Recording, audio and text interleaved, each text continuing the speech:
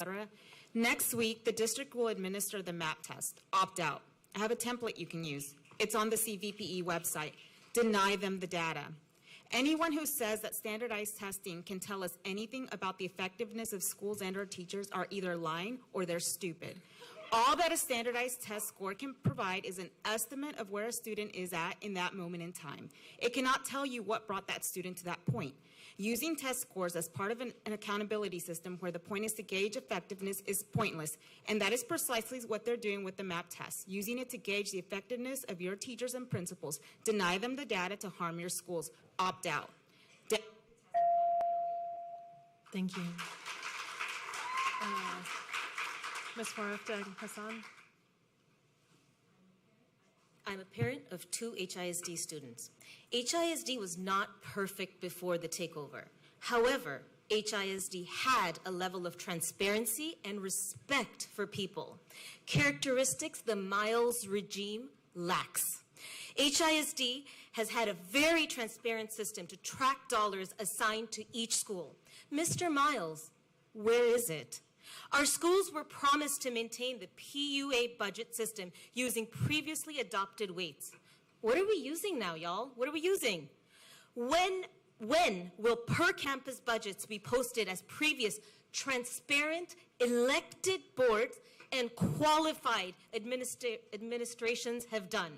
Moving to respect, clearly forcing principals like Mr. McLeish to resign in spite of them being highly effective tells me that you don't know how to run a school. However, maybe you do. You know how to break a school, and that's what you're doing, pushing Greg Abbott's agenda to fund Kincaid tuitions by forcing charges. No trust, Thank you. No bond. Our next speaker is Sarah Rivlin. Ms. Rivlin. And if the next 10 speakers can come forward, our next speaker is Sarah Rivlin. President Momen, Board Member Ravon has joined us. Oh, Mr. Ravon has joined us. Thank you, Emily. Yes, ma'am. All right. It's good we're standing together for our kids, but this goes beyond Mike Miles. This is a state takeover. Greg Abbott and his donors are opposed to public education and to the city of Houston. They may eventually concede to replacing Miles, but they won't like it. He has done exactly what they asked: wreck us financially, drive up charter and private school applications, and force families to the suburbs for better schools. The only thing he did wrong in Abbott's eyes was strategic, attacking schools from higher SES neighborhoods too soon. Instead, he should have destroyed the lower SES schools first and then attacked higher SES schools later when it was too late for parents to react. When he leaves, keep fighting. As long as Abbott controls HISD, no appointee can be trusted, superintendent or board of managers. We fight to end Abbott's takeover. Mike Miles is just a grim sideshow. Our next speaker is Lisa Waltman.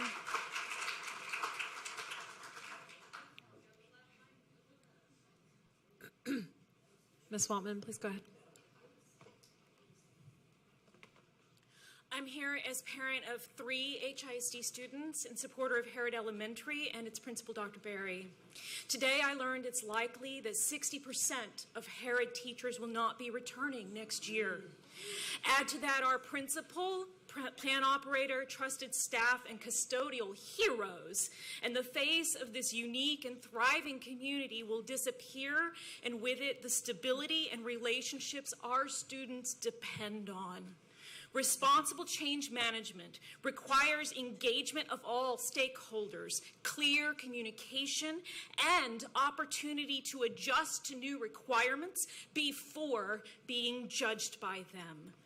A learning culture cannot coexist in a culture of fear and intimidation, and no principal should be blindsided by district bosses demanding their sudden resignation and without justification. Board of Managers, I urge you to halt all dismissals, non-renewals, and forced resignations until a full review of fairness and impact is evaluated. Thank you. Thank you. Our next speaker is Tiffany Hogue. Ms. Hogue? Tiffany Hogue?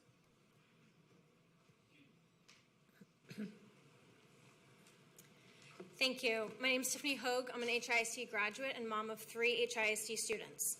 This past year has left me heartbroken and angry. In order for our public schools to be successful, we need our teachers, administrators, and parents and community all working together.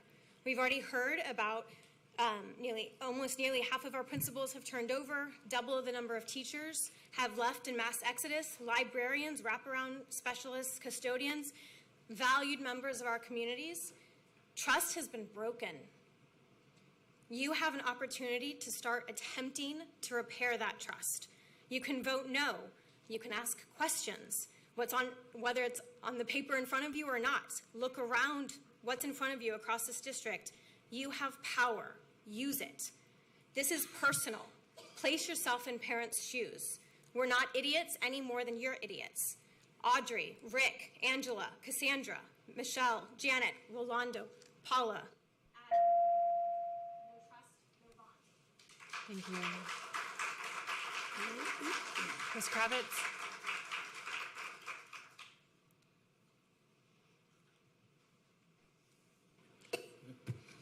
Good evening. My name is Ruth Kravitz. Happy to be here again tonight. Someone said they would have been fine with this takeover if you had left the schools that don't need fixing alone. That's almost right. No school fix includes closing libraries, removing wraparound services, or nonstop testing. And for NES communities, this takeover feels like same stuff, different day, just faster and meaner than ever before. Think about Blackshear. It had 9 principals in 10 years with endless teacher turnover just to chase the mighty test score. There is a better way, and we all know it. We can improve student learning by improving the conditions in which children learn. Access to libraries, healthy food, accessible tutoring, and health insurance. Recently, you told the media that you expected more pushback given the size of this district. We take on your challenge. We are together. It is wrong to experiment on our children. Thank you. Our next speaker is Laura Henry. Ms. Henry? And then we'll have speakers 95 through 98. Yes, ma'am. I'm a former Meyerland parent speaking for Hannah Hoffrichter, a parent who couldn't be here tonight. She says, I am a small business owner, taxpayer, and mom of 2 children. One accesses speech services through HISD with a fantastic teacher. The other would love to attend Meyerland PVA next year, though I have to say I'm extremely hesitant to jump into the sheer chaos that we're all witnessing in HISD. I'm deeply concerned by the upheaval that has been caused this year by Miles's leadership and your and his complete lack of fiduciary oversight and transparency. Our city desperately needs strong public school systems and leaders who are committed to doing what is best for all students. The questions I pose to you are, how are your actions regarding tonight's budget meeting serving this great city of Houston? Are your actions drawing students and families in, or are they turning them away? How are your actions serving students, teachers? How is the removal of long-term dedicated, passionate educators and school staff doing what's best for our city? And how does a drastic budget cut to school and desperately needed services serve our community? Tell me how. No trust. Thank you. Our next speaker is Ms. Claudia Magana. Is she still here? No? Okay, our next speaker is Ann Dayton. Board of Managers, Superintendent, I am speaking on my own behalf. We have already heard no trust, no bond several times. I would like to look at these words from a different lens. Bond can mean something besides a financial instrument for institutional debt. Bonds are the attachments that make successful relationships possible. Bonds are forged in relationships when there is trust. My child's principal, Auden Sarabia, excels at building trust. One way he builds trust is through listening. Even when I shared a difference of opinion, I knew I would be heard. I knew I would not be dismissed as noise. I know Mr. Sarabia works hard to build bonds with each student and family he serves in HISD. We can all learn a lot from him when it comes to building trust and bonds. Thank you. Thank you. Our next speaker is Marcy Jones. Hello. Is it wrong to create LEAD as a way to evaluate principals and abandon it entirely? Yes, it is wrong. Is it disgusting that the board knows LEAD is not being applied correctly, yet you sit back and watch amazing principals to be forced out of HISD? Yes, it is absolutely disgusting. Is it possible to right this wrong now? Is it too late? It is not too late. Board of Managers, stand up, do your job, and manage. Ask for the immediate halt of all forced resignations of teachers and principals. Save our teachers, save HISD, save our kids' future. That's what we're here for, right? For the kids' future. We have a deep distrust because your words never match your actions. A bond will not pass until the destruction of HISD stops.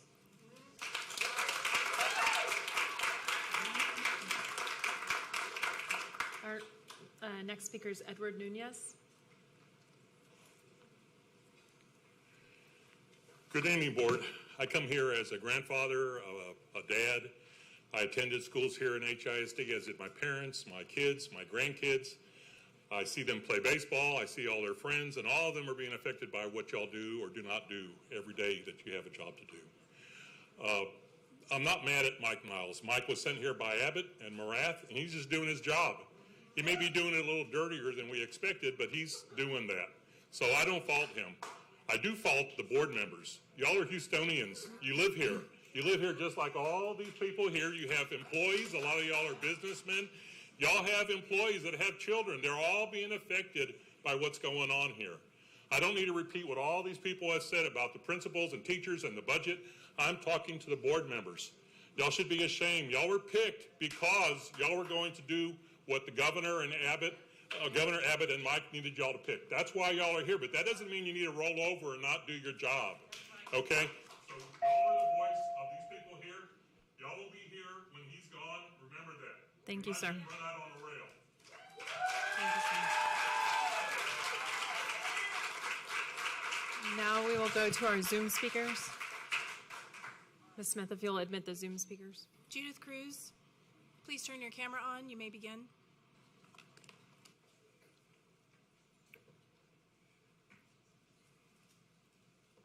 You're muted. Please unmute yourself. Thank you. Buenas noches. I respectfully ask for you to share the budget presentation and the budget Q&A in multiple languages, and at the very least in Spanish, so that parents and families can understand what's being proposed. I respectfully ask for you to ask for evidence of how the proposed budget will help reach the board goals. Please ask how much the per pupil spend is for each major bucket. How do we ensure our students with high needs are receiving the weighted funding at any campus they attend to also ensure their needs are met? And I respectfully ask the district to publish an analysis of how to maximize the CCMR outcomes bonus funding with the potential to bring in millions of more dollars of revenue and put students on a clearer post-secondary path. And I respectfully ask that you consider reinvesting 100% of the CCMR outcomes bonus dollars into preparing students for college and career readiness. Gracias. Thank you, Ms. Cruz.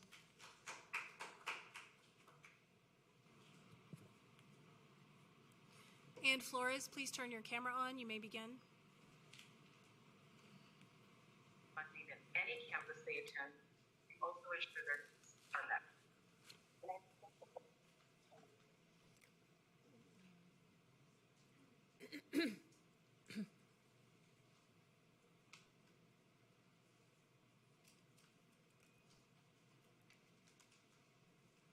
Ann Flores, please turn your camera on. You may begin. Let's see. Can you hear me? We can hear Yes, ma'am. Please go ahead. Okay. Hi, my name is Ann Flores, and I'm here tonight to remind the Board of I'm Managers. sorry, Ms. Flores. We need to be able to see you. Okay, let's see.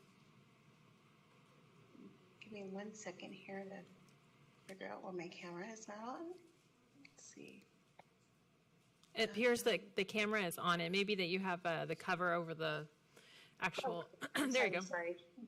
There you go. Hi, my name is Ann Flores, and tonight I'm here to remind the Board of Managers of their duties, specifically the duty to speak up not only privately, but publicly if they hear or observe any actions or policies they do not support. Silence is approval. If you do not publicly condemn the harmful actions taken by Superintendent Miles, then you are equally responsible for all negative outcomes, and the community will hold you accountable. If Miles cannot render the kind of leadership that cultivates community support, then you should give him the option to resign or be removed, just like he's given to so many principals and teachers. Unfortunately, no trust, no bond. Thank you. Thank you, ma'am.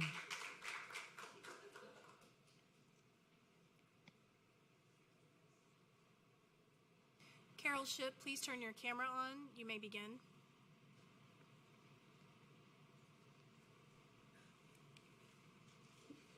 My name is Carol Ann Shipp. I taught in HISD for 38 years. My 3 grandchildren are current HISD. I believe in the good work HISD can do. Cutting custodians, librarians, and wraparound specialists is not it.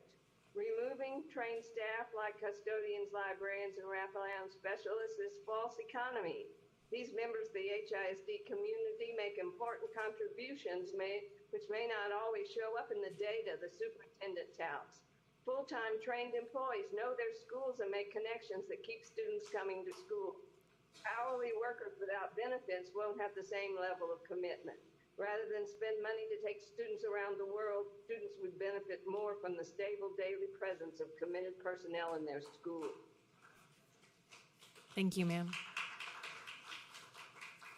Brian Cook, please turn your camera on. I see you. You may begin.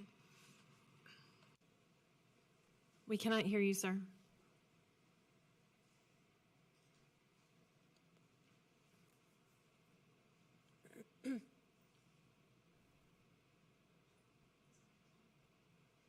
It appears your mic is on, but we're not able to hear you. Can we skip him and let him troubleshoot? We'll come back to you, sir. Pamela Bovelin, please turn your camera on. You may begin. Apologies. Allison Chapin, please turn your camera on. You may begin. Oopsies. Yes, ma'am. My name is Allison Chapin. I'm here this evening. Well, I wish I was there. Unfortunately, I broke my ankle. And thank you very much to Board Services for making sure I could speak on Zoom this evening.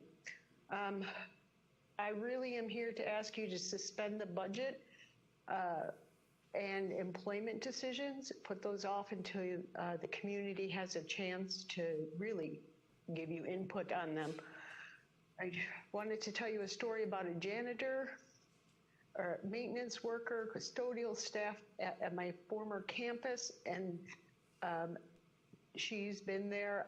I was there for 13 years. Well, it's 13 years. She was there longer than I, and she's now being asked to reapply for less money and no benefits. Very disappointing.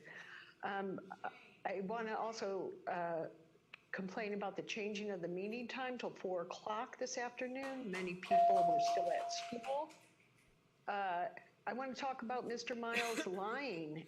The cones, he spoke with some seniors the other night, and he said, oh, that cone, the bathroom cone should never have happened to you, that somebody else was wrong. It was pretty clear it was him. Also, I want to know more about the feature-length film that your time Mr. Miles passed. is going to take care of. Thank you, ma'am. Ma'am, your time has passed. Thank you. Mr. Cook, are you able to have volume? If you want to try back later, we'll try again. Okay.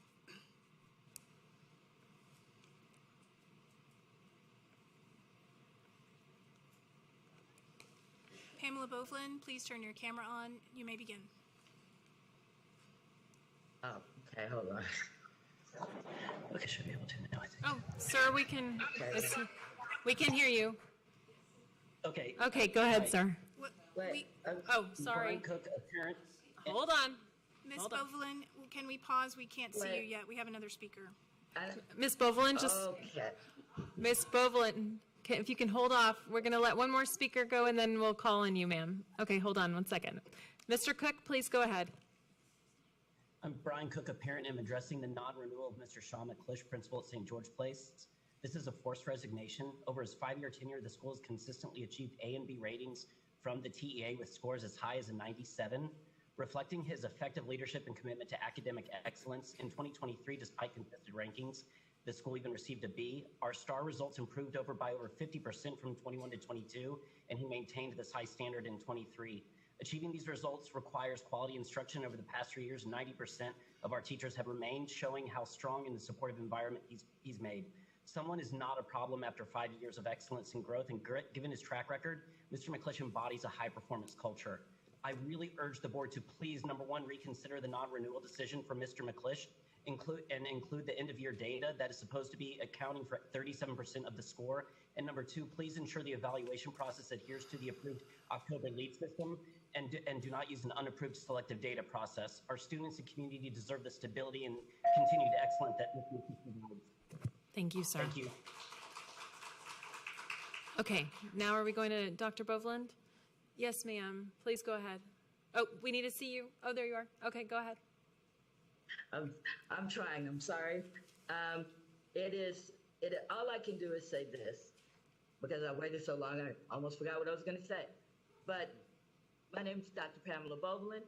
I am with the NAACP. I am the education chair. I am a naysayer. I am a usual suspect. I applaud all of the speakers tonight who overwhelmingly spoke truth to power.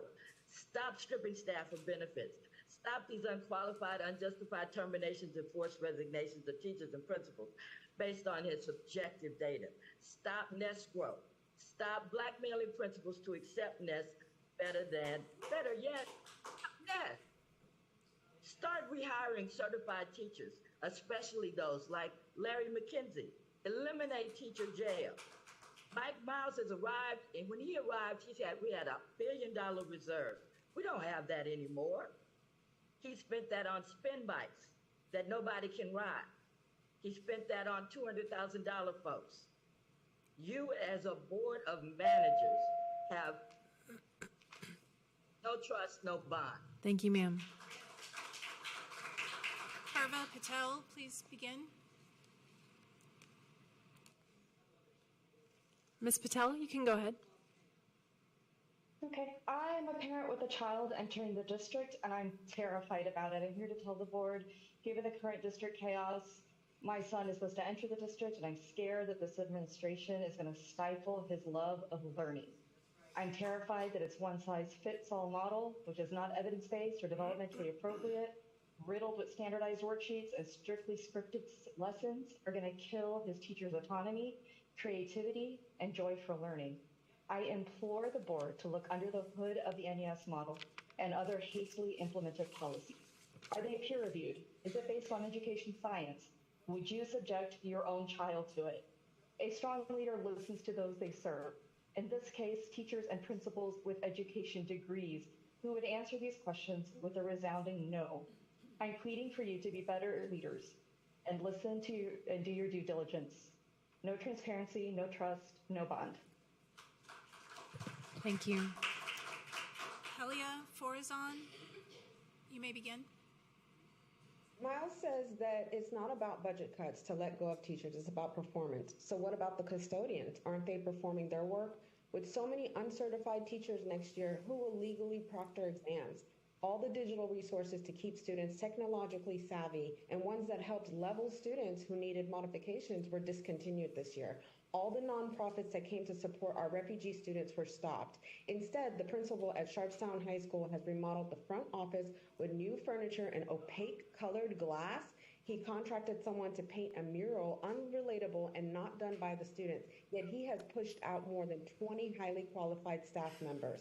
With the budget the former principal had, the students experienced high-class education, and now the principal assigned to flip Sharpstown to an NES school addresses our students as ghetto children. Why isn't he not fired? Where is the money going? Thank you. Ms. Jones, please turn your volume on. You may begin. Good evening, board. Not a usual suspect, but I'm turning into one. I'm a magnet mom. Hey, happen to be Black. We're still out here, and we are making noise not just because you guys are making, well, excuse me, you weren't supposed to be making changes at our schools, but you did. That was a lie. And you're making all these changes without any kind of research, any kind of data, any kind of anything. And yet and then you sit up there and castigate us for saying no trust, no bond. We don't trust you. We have no reason to believe that you will do anything proper with the bond money. So you're not going to get it with us. That's why we're saying no trust, no bond. Not because we, quote, don't want the best for our students. We do. We're the ones that have to deal with them when they come home from a overly hot, overly cold school. We're the ones that deal with that, not you. No trust, no bond. Thank you, ma'am. Yes, ma'am. Please go ahead. Is it me? Yes, ma'am. Ms. Shelby? Yes, ma'am. Hi, I'm Dr. Keisha Shelby, and I'm a first-time speaker, so be patient. I'm a parent at Blackshear Elementary student, which is an NES school, and I am very concerned about the negative effects of a high turnover, where we have lost 50% of the teachers and principals in a setting where that's long there is a teacher shortage. And I don't know with the budget how you expect to replace all of these teachers in a time it's just not possible. If you do the math ain't that. And I was educated in a public school, and I already got to my doctorate. So this can be done. It can be done effectively. What is being done now is unfair, and I'm glad the privileged is speaking. Thank you, ma'am. Ms. Yarborough, please turn your camera on. You may begin. Hi. I don't trust you to manage a budget in the student's best interest when you don't manage staff or curriculum in the student's best interest. Have you stopped to think that if you have to fire the most qualified, award-winning teachers and principals just to get staff that'll do your checklist, that maybe there's something wrong with the checklist? In July, when our school was being reconstituted and all but 2 teachers were forced out, a parent asked Mike Miles at a community event, how could he guarantee that the quality of teacher coming in was going to be higher than the ones who left? And his only response, by the way, was shame on her for not appreciating teachers enough. But do you know that that parent's child has had an uncertified teacher all year who has been struggling with classroom management all year long? This is not working. We need to do what's right for students. Keep the teachers, the principals, the librarians, the wraparound, everybody, the custodians, and fire Mike Miles. Franklin Tamburello, you may begin. Hi there, I'm Franklin Tamburello, a parent. I'm very concerned about recent reports of Miles transferring Texas tax dollars out of state at the expense of Texas children and for the benefit of Third Futures investors. Third Futures investors are not the responsibility of taxpayers, parents, nor students. If I were a manager, I would ask, how prepared is the district to undergo an audit of its finances of the past year? How is the district organizing and recording next fiscal year's finances in preparation for an audit?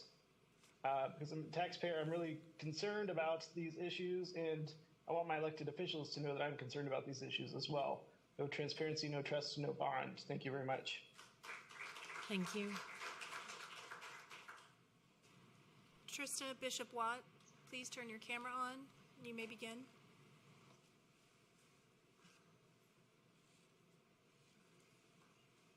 I'm Trista Bishop Watt with Houston GPS. We know HISD is facing a tough financial landscape, and it's not alone. Across the country, districts are grappling with the end of ESSER. Houston districts are seeing greater impacts due to enrollment decline. None of this is new information. HISD has been projecting this fiscal cliff for years and has mostly avoided making hard decisions, but we can no longer afford to wait. To navigate this challenge, you must remain focused on student needs.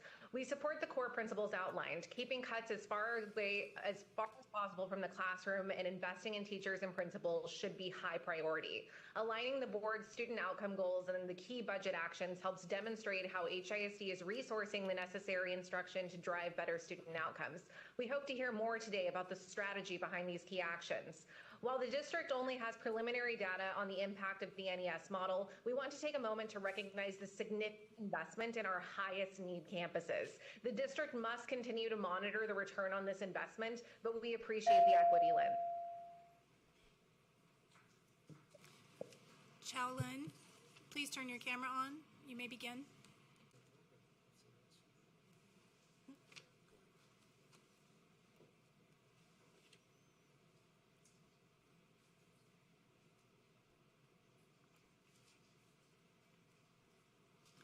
Yvonne Martinez, please turn your camera on. You may begin.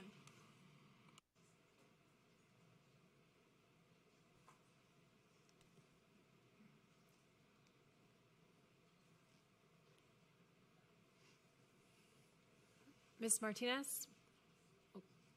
Yes. We can see you. Well, there you are. Well, you keep coming in and out. I don't know if you're close enough to your camera for it to pick. There you are. Okay. Oh, weird. Okay. That's weird. It may be that your background, I don't know, if you have a blurred background, maybe it's, there you go.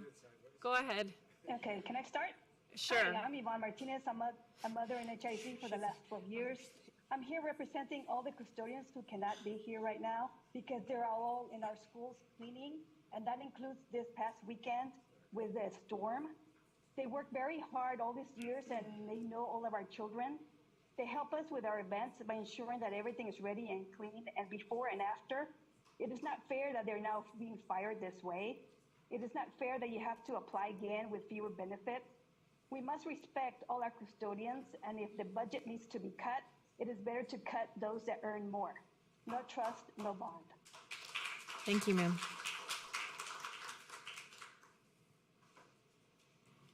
This is Jessica Catrett.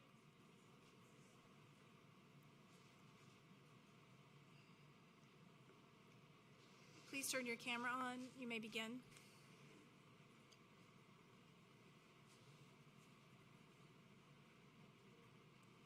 Yes, ma'am. Please go ahead. Please state your name. Hello, can you hear me? Yes. Please state your name and then go ahead. Okay. Hi, I'm the parent of a student at Crockett Elementary. The Mike Miles administration lies to parents and cannot be trusted.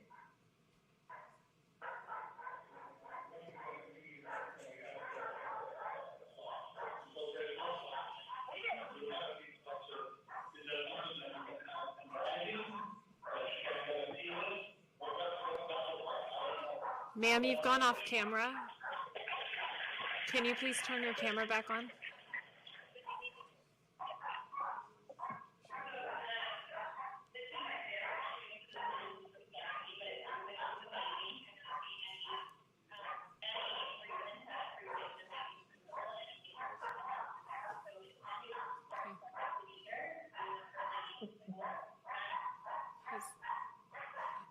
So you may not have heard that, but you promised us that Dr. Clark would not be terminated. We have it here on video. You have lied to us. Keep your word. Thank you, ma'am. Our principals. Nita Patel. Ms. Lynn, please go ahead. Hello, this is Charlene. Is it my turn to speak? Yes, ma'am. Please go ahead. Okay, this is Charlene. I'm a parent from, sorry, hold on a second. Yes, I'm Charlene, a parent from school at St. George Place. I'm here to support Principal Ma'am, McCarthy's can you contract please put renewal. ma'am, your camera is turned off, ma'am. Can you please turn it on? And then you Okay, can hold start on a again. second. Okay. Yes, please go ahead. Okay. This is Charlene. Hold on a second. I'm just gonna. Well, when you switch I over think to your, I if think- you're looking at text on your phone, it's not going to allow your camera. So, and we need to Okay, be able to hold on a see you. So second. please go ahead. Okay. My name is Tao Ling, a parent from school at St. George Place. I'm here to support Principal McCullish's contract renewal. His contributions are evident in his daily interactions with students and families, his involvement in events, and his support for school spirit in our IB program. Like he's an outstanding principal, we urge you to reconsider the decision not to renew his contract and prioritize what's best for our students. By rewarding and appreciating dedicated employees like Principal McClish, we teach our children the importance of gratitude and valuing hard work. Let us show our students that we cherish and support those who make a positive impact in our lives, rather than letting them go. We owe it to our children, our school, and Principal McClish himself to make the right decision and renew his contract. Please, I hope you guys in a position to do the job, get paid, and do the right job for the taxpayers. Thank you. Thank you. Edie Patel, you may begin.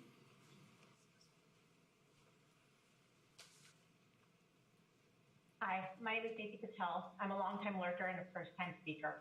I'm here because I believe strongly in public education and I'm deeply invested in the kids in my city. The decisions made in this room affect not only the lives of our students, but also the future of Houston itself. I want to talk about the lack of data transparency.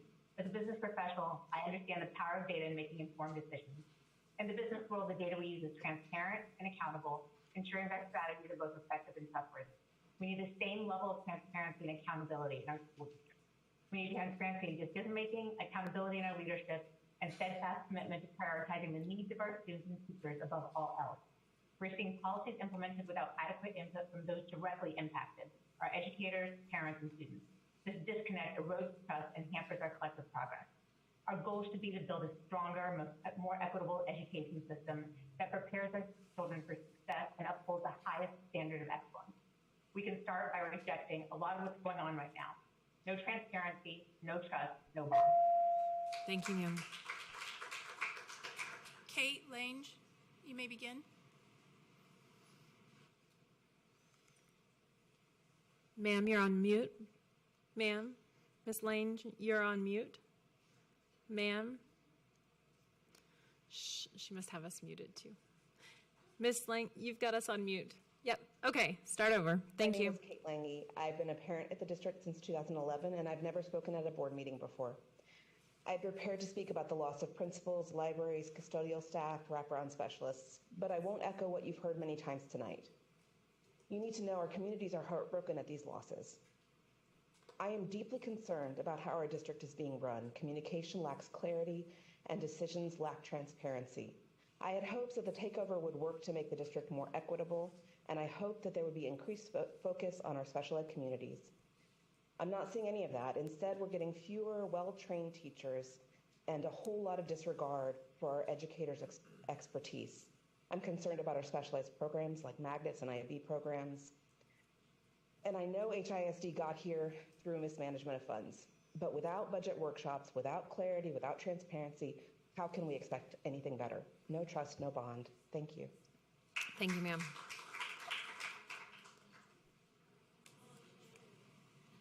Hi, I have Maria, been please very state your last name. disappointed in how Ma'am, can you please tell us, this new administration Miss is running, Maria, or should would I you, say ruining our Webb. ma'am, can you please state your last name as well? Webb. Thank you, ma'am. Go ahead. Thank you. Thank you. Hi, I have been very disappointed in how this new administration is running, or should I say ruining our schools all over the district. I am baffled how we are in $1 billion deficit, but yet continue to expand NES schools and pay those increased salaries, while also tripling the amount of central administrators garnering over $200,000 a year. Not to mention steadily gutting and terminating or forced resigning librarians, wraparound specialists, custodial staff, in addition to well-loved principals at several campuses. How is that even possible? We are nearing the end of the school year, and this is the first budget workshop we are having for our district that is in crisis due to your administration and board of managers. This is unheard of, and rightfully so, gaining national attention and media coverage. I urge the board of managers to instill a moratorium in any additional non-renewals or terminations, and I urge Mike Miles to resign. The eyes of Texas are upon you. Fund our schools and libraries. No transparency, no trust, no bond. Thank you.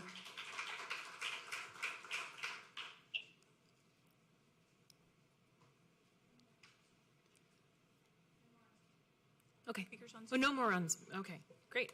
Okay, well, we appreciated hearing from everybody this evening. Thank you for being with us tonight. We have one speaker in person who's. I'm sorry? joined- One more speaker in person who's. Oh, joined okay. us. Yes, ma'am. Okay, come on up. Staples. I'm a MPVA parent and a Roberts Elementary parent. Student outcomes don't change until adult behaviors do. You've heard this time and again in your governance classes. When you choose not to govern, you continue to harm our students and our city, your city. The culture of fear and intimidation run rampant because you choose not to govern. The board-approved lead appraisal system has had miles of discrepancies and is being used to destabilize all communities because you choose not to govern. Miles of chaotic leadership at all levels continues to happen because you choose not to govern. Intimidating, inappropriate, and unprofessional language used by Mike Miles to all employees continues to happen because you choose not to govern. Student outcomes don't change until adult behaviors do. Change your behavior, Rick Campo. Audrey, it's not funny. Change your behavior, govern, pause all terminations, non-renewals at all levels. That is so incredibly unprofessional and rude. No trust, no bond. And all of your names are in the mouths of our children at our kitchen tables. I'm not talking about you, Mike. Everyone else that's here in this city. They know who you are. They know what you own. They know where you work. They are the ones that will be voting coming up. That was so incredibly rude. Showed it again, Mike. Showed it. Thank you. No, I don't want your apology. It will be insincere. Okay, thank you, ma'am. Is that our last speaker? Thank you to all of our speakers this evening. We do appreciate all of you being here with us tonight. Tonight, our goal is to have our budget workshop, which is very important for all of us here, and I know important for the public to hear as well. So that the public is informed about what we have done so far with regard to the budget, and kind of just put us in our place here as a beginning of our discussion. The board has reviewed the budget information that's been provided by the administration, and we have provided a number of questions, I think from every single board member. They've been submitted to the administration.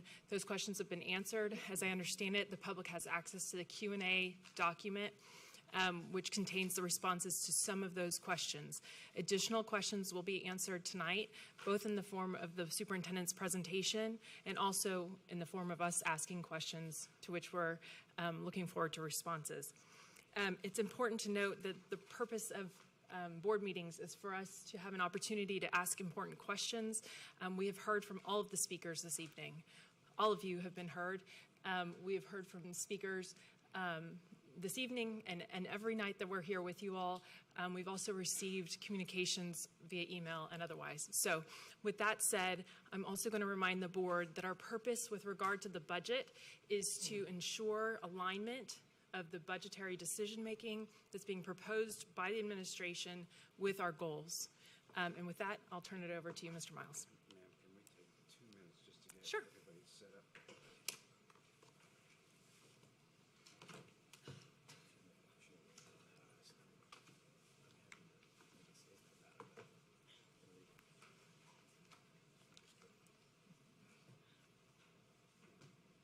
Clapping and screaming at us is reasonable, but I can't let down.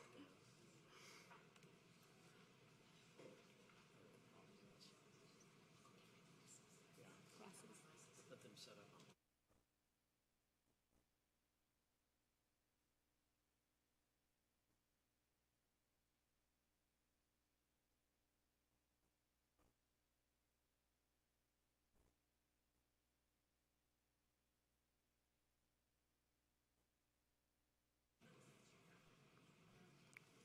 Just checking.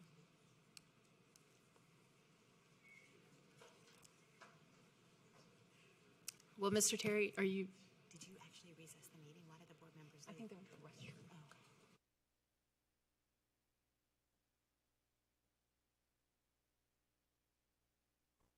Okay. Yeah. Oh, we'll recess the meeting until we come back for a few minutes. Thank you.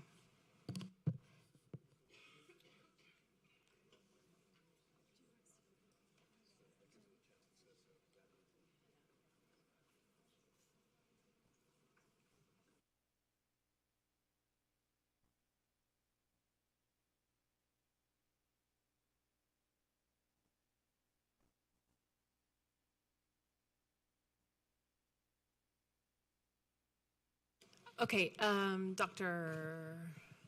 Where did she go? Somebody had a question about the location of the Q&A for this special meeting, and it is located on, as I said, the HISD website under board and under special meetings, because this is a special called meeting. This is not a regular board meeting. Under the item agenda packet and under other materials, and it's listed as board Q&A for special meeting, May 23rd, 2024. That's today's date. Thank you.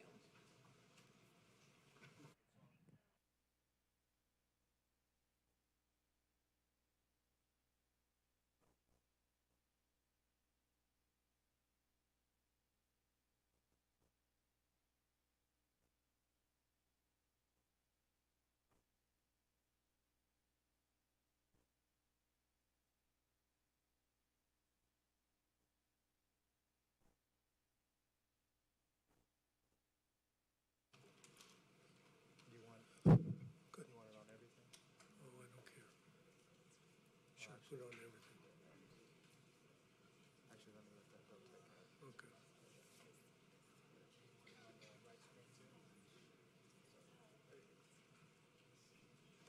Doctor, I think you were out of the room. Mr. Somebody.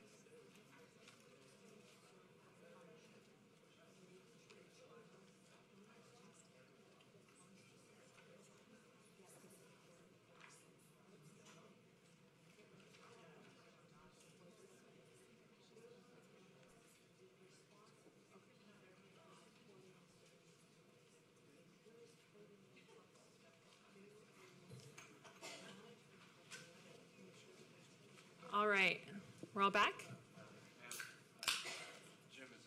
Oh, okay.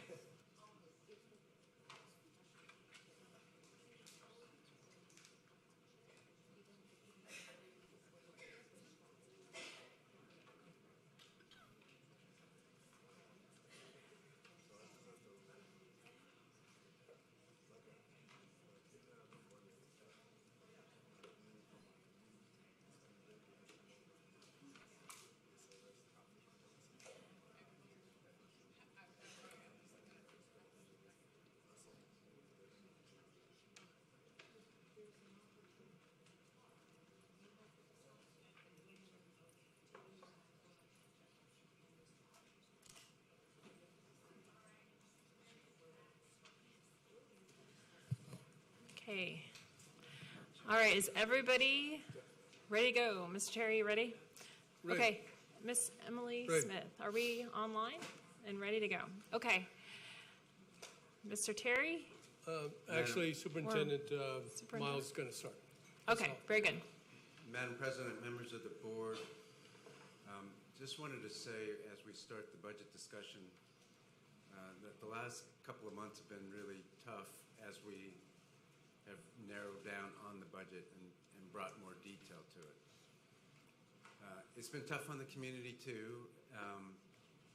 We had to make a lot of cuts. You'll see in the budget presentation, and we're well aware that those cuts, are not just numbers; they're real people.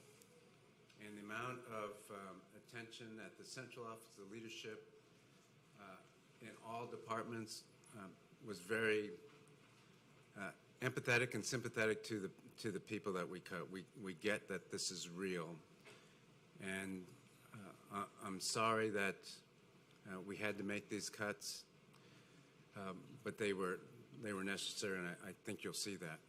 This is a unique budget. Even in normal years, a budget of $2 billion is very tough. This happens to be the end of ESSER, and so it's more unique than usual. Board members, you asked a lot of questions. This is no excuse. The last week we've been doing a lot of work on the storm and recovery. But you asked a lot of questions, and we didn't answer all of them. We think we'll get most of them answered today, and I'm sorry we didn't get all your questions answered that you submitted. We think we'll be able to answer most of them today. This is the workshop, so we still have about 3 weeks to answer even more. But I hope you'll see that we're trying to give you the detail that you need. If we have at the end of this budget presentation not giving you what you need, please, we have another opportunity for you to ask questions. But I apologize if some of you didn't feel like the detail wasn't sufficient. We'll do better on that. With that, Jim Terry, Chief Financial Officer. Thank you. Thank you, Madam President, board members, ladies and gentlemen. We're bringing to you our budget development that we're at this point. We will bring you the final budget amendment and the final budget in June. The numbers I'm going to show you now are numbers that are based on March's numbers. So in a lot of cases, in what we're looking at, we have projected and used ratios to get our projected end of the year, and also we were at a certain point in our budgeting process when we put this together. We will have the final numbers to you. We're targeting on Tuesday. So a lot of these numbers that you'll see towards the end of this presentation will change. So there are 3 areas that we're going to look at tonight. We're looking at Destination 35, the vision, the board goals, Houston ISD key actions as spelled out by the superintendent. We'll look at HISD revenue, the enrollment, attendance. Those are the 2 things that drive the revenue. We'll look at the sources of revenue. We'll look at the local share and recapture. We'll look at expenditures, general fund, debt service fund, nutritional service fund. Those 3 funds by law are what you are going to have to pass. I also will finish up a little bit about our health insurance program. We're self-insured. I just want you to kind of make aware of that. So this is the Houston ISD board goals. I'm sure you're all aware of it and know those. This is Destination 2035 vision with the 9 areas that the superintendent wanted to concentrate on: the new educational system, reimagining that system, the quality of instruction, improving the quality of the instruction. That is why we're here. Central office effectiveness. From practically day 1 that the superintendent was appointed, looking at and making the central office more effective has been a mission. Innovative staffing model. Special education has certainly been a focus. Leadership density. We're looking at leadership density, then reading. Reading is important, K through 4th grade, and finally the Sunrise Centers, which reach out into our community. So these are the key actions that the superintendent has presented for us. Implement the new education system, which next year are going to be 45 additional schools. We want to explore the possibility of a bond election with a need well over $10 billion. The growing staff capacity to provide the highest quality instruction, strengthen principal and executive director leadership, improve special education instruction and service delivery, improve central office systems and efficiencies, improve reading proficiencies in grade K through 8, begin the transformation of Houston ISD college and career military readiness operations and systems, expand Houston's pre-K 3 and pre-K 4 program, and create a new teacher evaluation and compensation system. This here shows you on the column here all of his key actions, 1 through 10. Here are the board goals, and what we have done is we have checked the interaction between the key actions and the boards. Houston system of schools. It's innovative staff modeling, which is equal to high quality instruction plus the work-life harmony. Higher teacher and staff salaries. Unique instructional programs plus resources and supports. The art of thinking. Critical thinking, problem solving, information literacy. DIAD, fitness, fine arts, technology, science, and more. These are where our dollars are keyed towards. Student travel. New experiences, cultural exposure, and perspective. So Houston system of schools include the NES schools, which is the largest and most significant effort to transform K through 12 education in the United States. Houston offers traditional education models as well, with a wide variety of unique schools and specialized programming. So let's talk about funding. Funding is driven by enrollment. Student characteristics at the state level are called weights. The student characteristics are part of the criteria that included the number and types of students enrolled. This is used by TEA, and TEA determines the weights. The amount of money that we will receive in part is due upon these weights at our level. So here are the weights, the EA assigned weights. There's 2 pages of them. A lot of these are special ed weights. I want you to focus in on number 14. This is the state compensatory ed block. The entire state is made up of blocks. There are 5 different blocks, and those blocks weights range from a 0.225 through a 0.275. Attendance makes a difference. An average daily attendance, or how often a student goes to school, is part of determining the entitlement set by TEA. The entitlement set by TEA. So if children were here 180 days, we would get 100% of ADA. We are forecasting for next budget year that our ADA will be 93.55%. So if there are empty chairs, we don't get any dollars. If the kids come to schools, we're going to get dollars. It makes a difference. ADA is very, very important and drives our budget. This table here, I want you to look at the bottom table.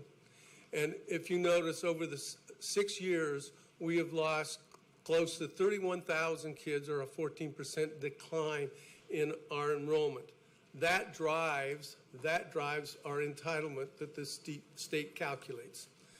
How much local revenue are we entitled to receive? Well, the entitlement calculated by the state is based on the weighted ADA, and that ADA runs through the TEA calculated formulas. This is for your information. Property values. How many dollars comes from local, state, or taxes, local taxes or state? Our total taxable value is $233 billion. The Houston Appraisal District gives $86 billion in exemption. So here's an example. An average home value in Houston is $410,000. The average taxable value is just under $267,000. So you can see the extent that the exemptions allow to homeowners. Sources of revenue, local share and recapture. When a local school district has excess local tax revenue that exceeds its entitlement that's calculated by the state, the district is required to share the revenue with other school districts. This excess fund is called recapture by the state. Houston has paid the state over $1.1 billion in recapture funds since 2016-17 school year. So all sources of revenue in terms of all three of the budgets that you're going to have to adopt. The total local funds is $2 billion. The federal funds, $157 million, and the state fund is $242 million. And we'll break this down. So these, again, are the three funds that you must adopt: the general fund, the debt service fund, and the nutrition services, also known as food service. So let's talk about the general fund. The general fund is what we call the M&O budget, maintenance and operating. That is what pays for all the operations of the school district. There are big, big challenges. In my 37 years of experience in the school industry, I've never had a tougher challenge than this. And this is why challenges are not only faced by us, but faced by all school districts in Texas. And this is state funding shortfalls. School districts in Texas are grappling with state reduction and program cuts due to stagnant state investments. Over the past 5 years, state education funding has not kept up with inflation, resulting in a 20% decrease in purchasing power for districts. Ranking in education spending, Texas ranks among the lowest 10 states in education spending, according to the study by Albert Shanker Institute, the University of Miami, and Rutgers University. District budget challenges. Several major Texas school districts are facing significant budget falls. And a lot of the smaller school districts, though it may not be as many dollars, it's still significant to them. So Austin is facing a $90 million deficit, leading to at least 41 central office job cuts. Spring Branch ISD is eliminating 305 positions with central office cuts and program changes. Frisco ISD is facing $31 million shortfall, impacting programs and services. Legislative action. Houston area legislature is urging the Texas agency to utilize surplus funds to help districts face budget gaps. Call to action. Executive directors of Texas School Alliance, which is composed of 14 of the largest school districts, which represents 2.2 million kids, is emphasizing the urgent need for increased state investment in public education to support teachers and students. This is what we faced. If you look at the total revenue for 2024 sources, local, state, and federal, others, the use of fund balance, total general funds, $2.2 billion. We add into that ESSA that we use for the operations, and ESSER, $323 million, for a total of $2.8 billion this current year. Next year, our forecast is local, state, and federal is only $1.8 billion, $1.9 billion. Other sources, $97 million. The use of the fund balance, $131 billion. And we go to the bottom line, and you can see that the total is $2.3 billion. So essentially, the difference is $528 million. That's the amount of money that we have to try to overcome. And we will show you how we've gone about doing that. So here's where the problem occurred. It really started back in 2016, 2017. If you notice the red line, that's the students. And you can see the student population in 2016-17 was just above the expenses for departments and for the operations, which is the black line. But you see in 2016, 2017, that red line started to go down. And as you saw on the previous slide, 31,000 kids or 14%. But if you look at the expenses in the operations of the school district, it just kept on increasing, leaving to us to face next year that $528 million gap. So here's another look. I call this the fund of impossibilities. And what it is the 1.97 would be a balanced budget, basically. That's that blue line right here in the center. And this part below that blue line represents the loss of enrollment due to aid, not only to enrollment, but also to average daily attendance coming down. This above the blue line represents the increases in expenditures. And so you can see this gap that we're facing is $528 million. So we're going to build the budget for the general fund. So we had guidelines, which the district wanted the budget for 130 NES schools, additional 45 schools in the NES program.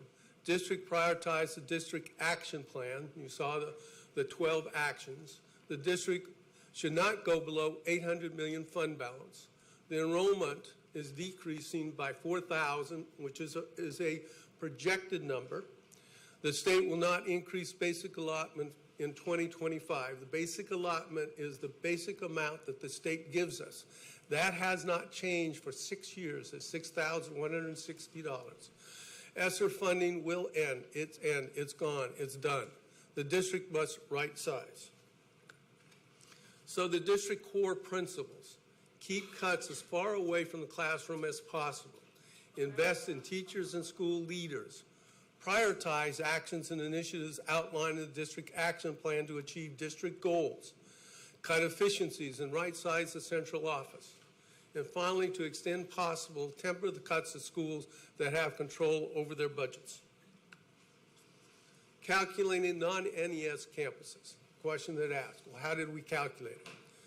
So you take the budgets for 23-24. So this was based on weights developed by the previous administration, which they had done for years. This was in process for years. And what they did is they would look at 4 years, they would take the highest enrollment, and they would use that enrollment.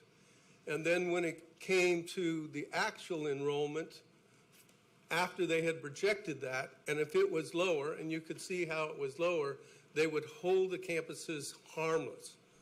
So all that did was raise up the cost to the district while enrollment and revenue was going down. So here, step one. For school year 23-24, per student allocation for a particular campus was $7,000. So in this current year, the per student campus calculation has that weight they have been using over and over again, including this hold harmless. So step two, and this is a change. This is the change. So 24-25, that 7,000 was multiplied by the current enrollment, as an example, say 800 students at a campus, as of March 5th. Well, what we did was we thought that March 5th, which was a pretty good reflection of what would be next year. We think it's high, but we were willing to use that number because we will settle up in the fall, meaning that we will see what the real enrollment is. This would equal $5.6 million out to the campus. Step three, the results of step two was multiplied by the campus ADA percentage. Say, as an example, 91.5%. That is the number of days in 180 days that a kid is in their seats.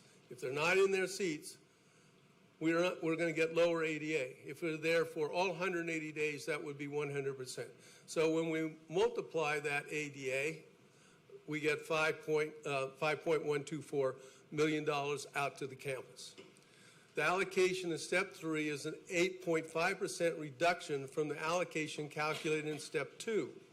If that reduction exceeded 12%, it was capped. So this is just looking at central office projected budget. Focus in on the central office here, which is the blue. Was $790 million, and in 24-25, it had dropped almost $100 million for our budget next year. And again, I warn you that these are our best numbers, best estimates right now. And of course, in 23-24, we had ESSER money and we had one-time ESSER money. So if we look at just the non-NES schools, all right. In 23-24, we had 189. Well, how did I get that? Well, it's 144 schools, which are the non-SES campus this year, and it'll be 144 next year. But remember, this year we have 45 non-NES campuses this year, and next year it changes, and you can see that the change. Now notice that of the 85, non-NES campus last year was $513 million, and this next budget year they'll have $478 million. And the 45 schools will have $253 million. And you can see from the last slide that it has increased, and we have put money into those new NES campuses. This is the general fund revenue and other revenue. This is a comparison between years. So you can see that the local share last year was 78%, and next year it's 83%. Notice that the state source has gone down from 14% to 11%, and that's due to the enrollment projection that we expect to go down. Look at the federal sources, 3% versus 1%. Well, you say, well, what are the federal sources doing in the general fund? Well, that is because in ESSER, which is federal dollars, we as administrators are able to take what's called indirect cost. And that indirect cost we then move into the general fund. And that total was something over $40 million. And so you can see that we'll lose that next year because we won't have ESSER money.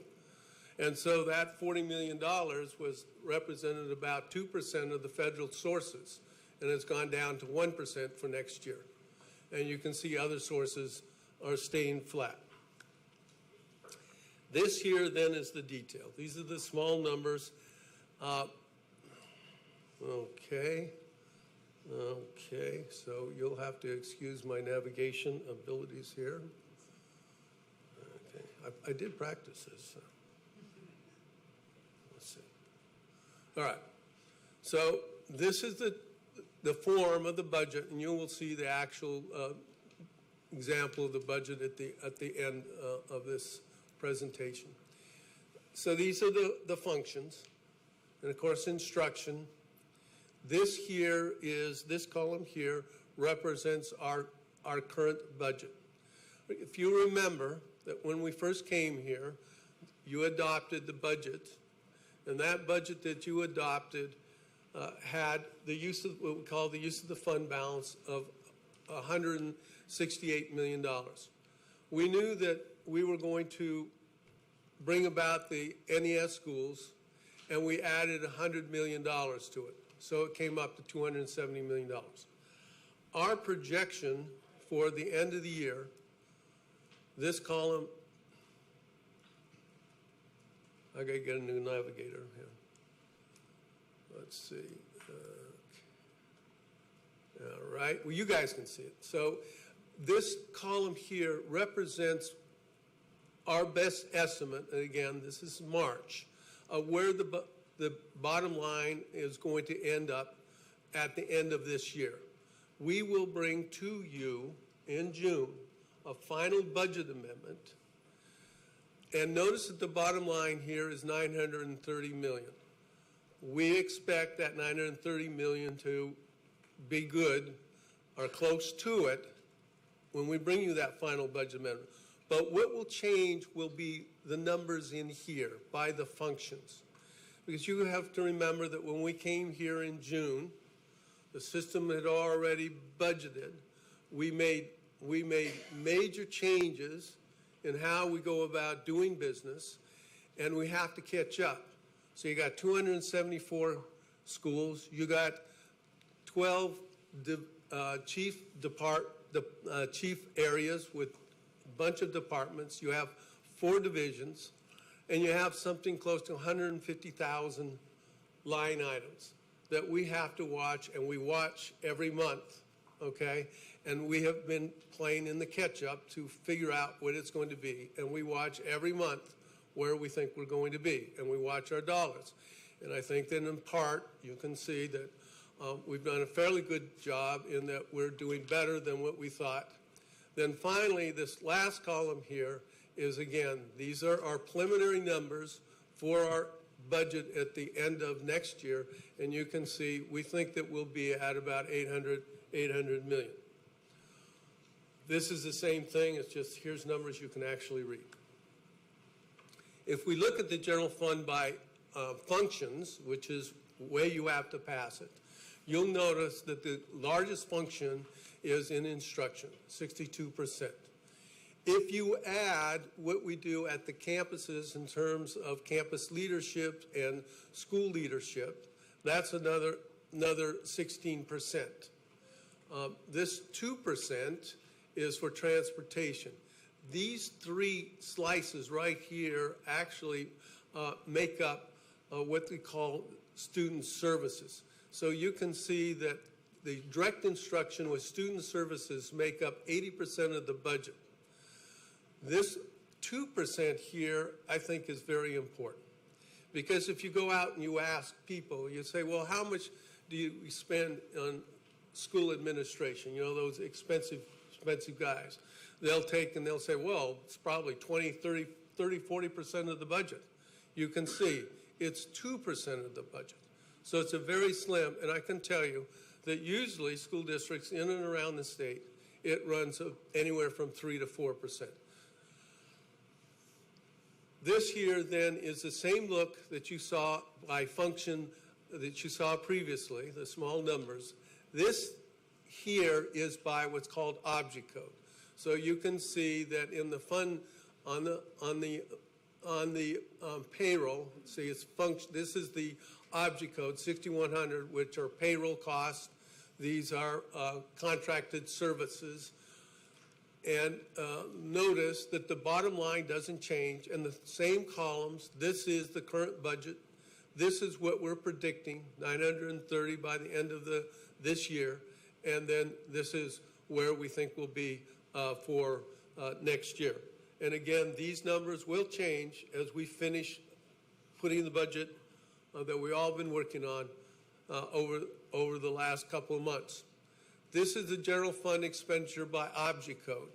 And you can see that the general expenditure by object code, and again, you can see the payroll cost. Payroll cost is usually in all school districts the highest cost. And you can see next year it's 78%, and it's grown by about 3%, a little under 3%. And notice 11. 11 is 6,200. It's called contracted services. So contracted services is, you know, where we contract, and the superintendent made a real strong effort to cut contracted services. And you say, well, it doesn't look like he cut it at all, right? Well, let me give you one example. So we have charter schools. And what we do is we get revenue from the state for having those charter schools within the district. There's 7 of them. But what we're able to do is we receive money for the kids that go to those charter schools. We do. And what we do is we, last year, took approximately $45 million, and instead of paying it out of the general fund, we paid it out of ESSER, right? So what we had to do is we had to carve out a piece in the general fund, all right, of at least $40–50 million in order to put it back into the general fund, our 6,200.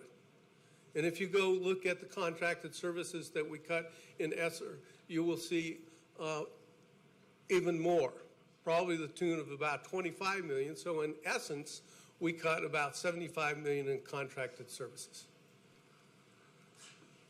This again is another look of the same numbers. You look at the very bottom line here, and there's just total budgets, but you go the other, you will see this is the chief's area, the division areas, and again, I say look at the bottom lines.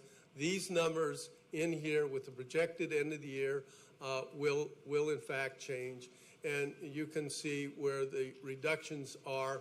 And again, these will change. As an example, in operations, we've cut almost 60%.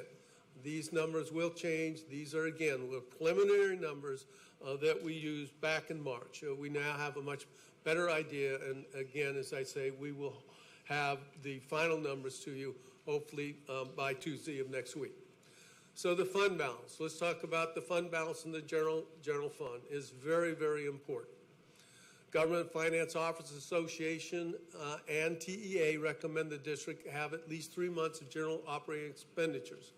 During the first few months of the fiscal year... Mr. Terry, I'm just going to pause you for a second to recognize Ms. Lindner has joined us. Thank you. Sorry. Go ahead. Oh, okay. Good to see you. She's obviously very important. Right. During the first few months of the fiscal year, we have little or no taxes. We collect our revenues in January and February. So we need to have, and we're spending close to $20 million a year. So, you know, all of our money is collected in, most of the money is collected in January and February, and we build up our cash reserves, and the fund balance is a good portion of that. And then the rest of the year, we kind of coast downhill because expenses are usually pretty flat. So it's about $20 million. But when it comes into the area of August, September, and October, and November, we need a healthy fund balance so that we don't have to go out for what's called tax anticipation notes. When I went to Dallas, they went out every year for tax anticipation notes, and it cost their district about $4 million. We did away with that shortly after I got there. At the close of the fiscal year, meaning June 3rd, next year, we believe that our fund balance will be about $800 million. General fund, insufficient fund balance can lead to several issues. The need to borrow money, I just talked about, and also lower bond ratings. There are rating agencies out there, and they look at the financial and economic well-being of the district and the surrounding areas, and they turn the ratings for us if we were to sell bonds. S&P, we had a rating call about a month ago, and we passed with mustard. We kept our AAA rating, which is the highest rating you can get. This here is the cliff. If you're like me and like to dive off cliffs, this would have been good. But we don't want to die off cliffs. That was a joke. I got to raise my hand. In any case, you see here, this was put together by the other administration. You can see this blue line here, all right? This here is our projection right now, is that we think that we will end this year at $930 million, all right? So you can see that we've made up, and we're flattening out, and we've avoided this cliff. We think next year, though we will be declining a bit, and we're not out of the woods, all right? So next year's going to be another tough year. But in any case, we think that we'll be able to hold tight, and we'll be able to come in at 800 million, which is about a $250 million less than what was predicted, all right? And then we hope we will start back into the leveling off the ship. It's a big ship to turn, but I think that we have turned it if we maintain where we're headed. All right, so this is the projected general fund balance in kind of big numbers for next year. So you can see the total revenue and other sources at $1.9 billion. Expenditure and uses at 2.1, and showing that we would use the fund balance of about $130 million. We think that the beginning fund balance, the ending fund balance this year will become the beginning fund balance of next year of $930 million, and we will end in 25 at $800 million. All right, so that's the M&O budget that you will have to adopt, and you'll have good numbers on Tuesday.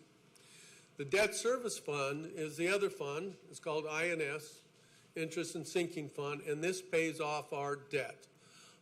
We collect money for this fund through local taxes that we issue, and the interest and sinking fund tax rate is 1.667, which is now will be 6 years in a row. Houston's current bond ratings I talked about, AA from Moody's and AA plus from Standard & Poor's.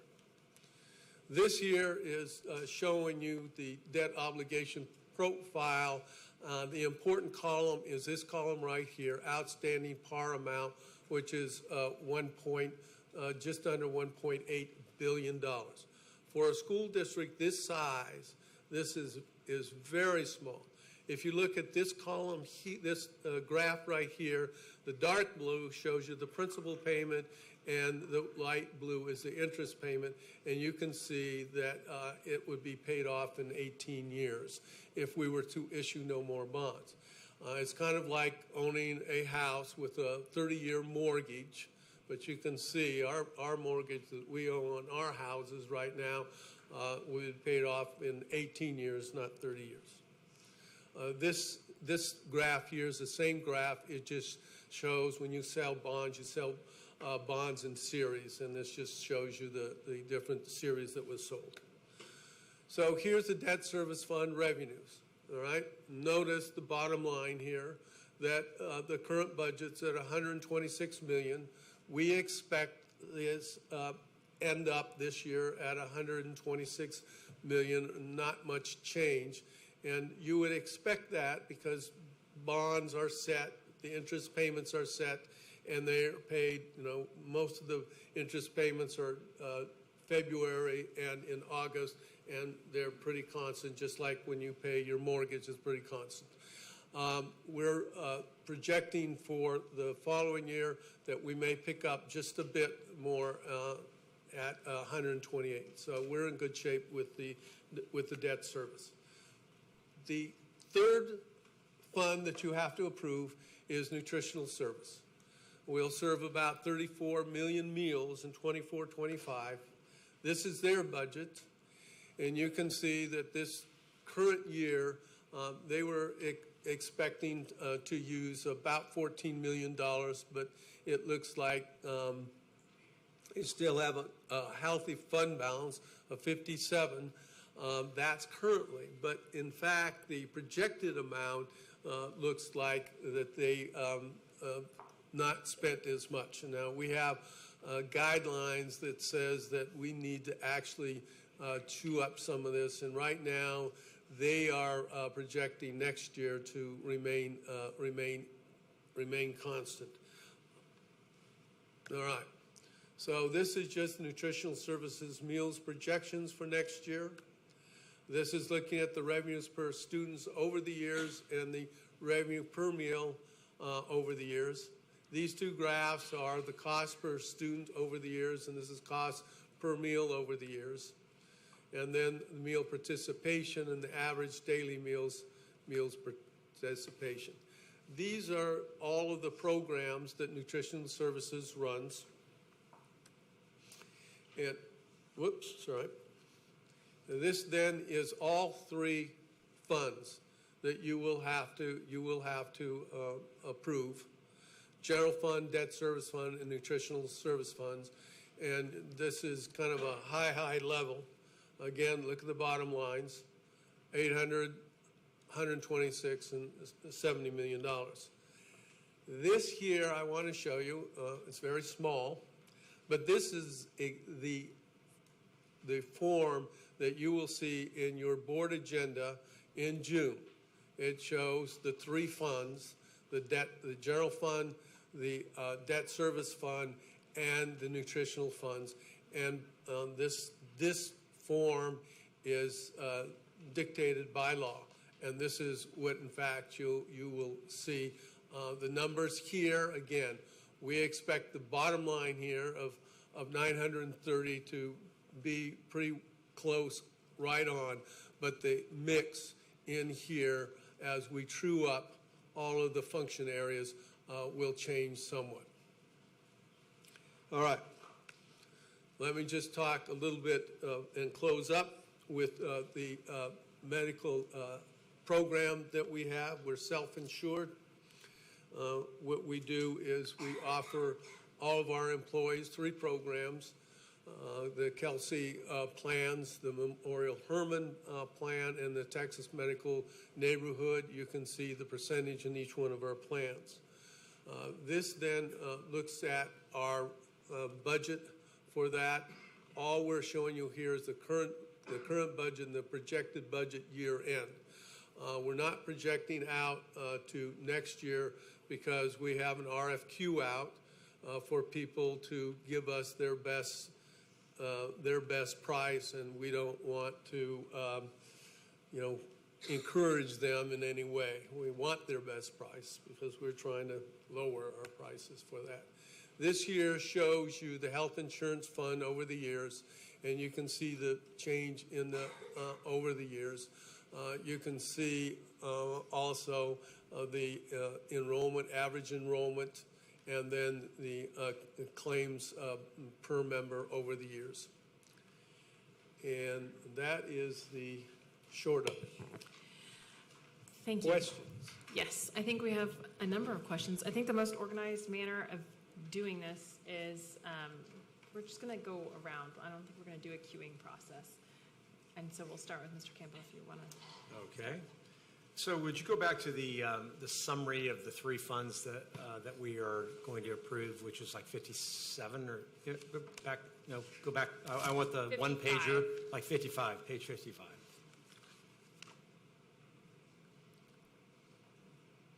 55. Keep going. I've got 45 here, but that can't. It's got to be. Keep going. We must have a different. It's on 55. Yeah, but you're going the wrong way. No, it was on our 54, the one that I have. It was the last slide that you slide showed 55. with the 3 funds all together that we have to approve by law. Right. That's the one I want to see. Yeah. Okay. The last ones. There we go. Okay. So this slide. So these are by law the funds that we have to approve, and in this format by law, right? Yes. Okay. So walk me through how ESSER funds were handled before. So the ESSER funds didn't flow through the general fund. No. So this 500 million, the ESSER funds that we got, which was really 1.2 billion, was sitting over off in years. some other place over 3 or 4 years, right? That's government funding. Yes. Government funding, 1.2 billion, that was never in the general fund, never in the debt service fund, except the 40 or 50 million dollars of money you could put in there because it was indirect cost was allowed by federal law, right? Okay, so only 40 or 50 million dollars went into the general fund from ESSER and ESSA. So you had 1.2 million or 2 billion-ish over that 3 or 4 year period, right? Right. 1.2 billion over the 3 years for ESSER. 3 years. Okay, so the boards never approved those budgets or didn't have to approve those budgets, and then in terms of how they were spent. ESSER money. ESSER money. Wow. By law, they didn't have to, right? Because it was it's. They just had to follow federal law. Yeah.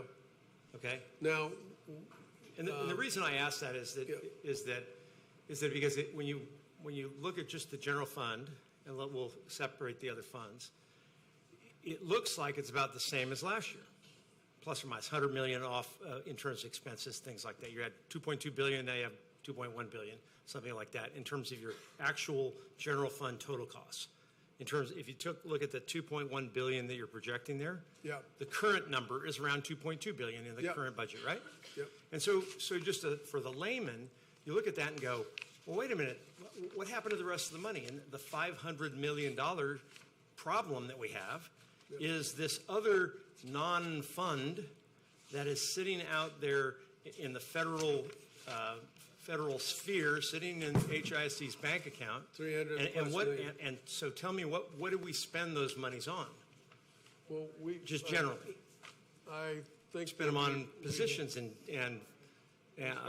staff, right? I do know that we bought buses with that.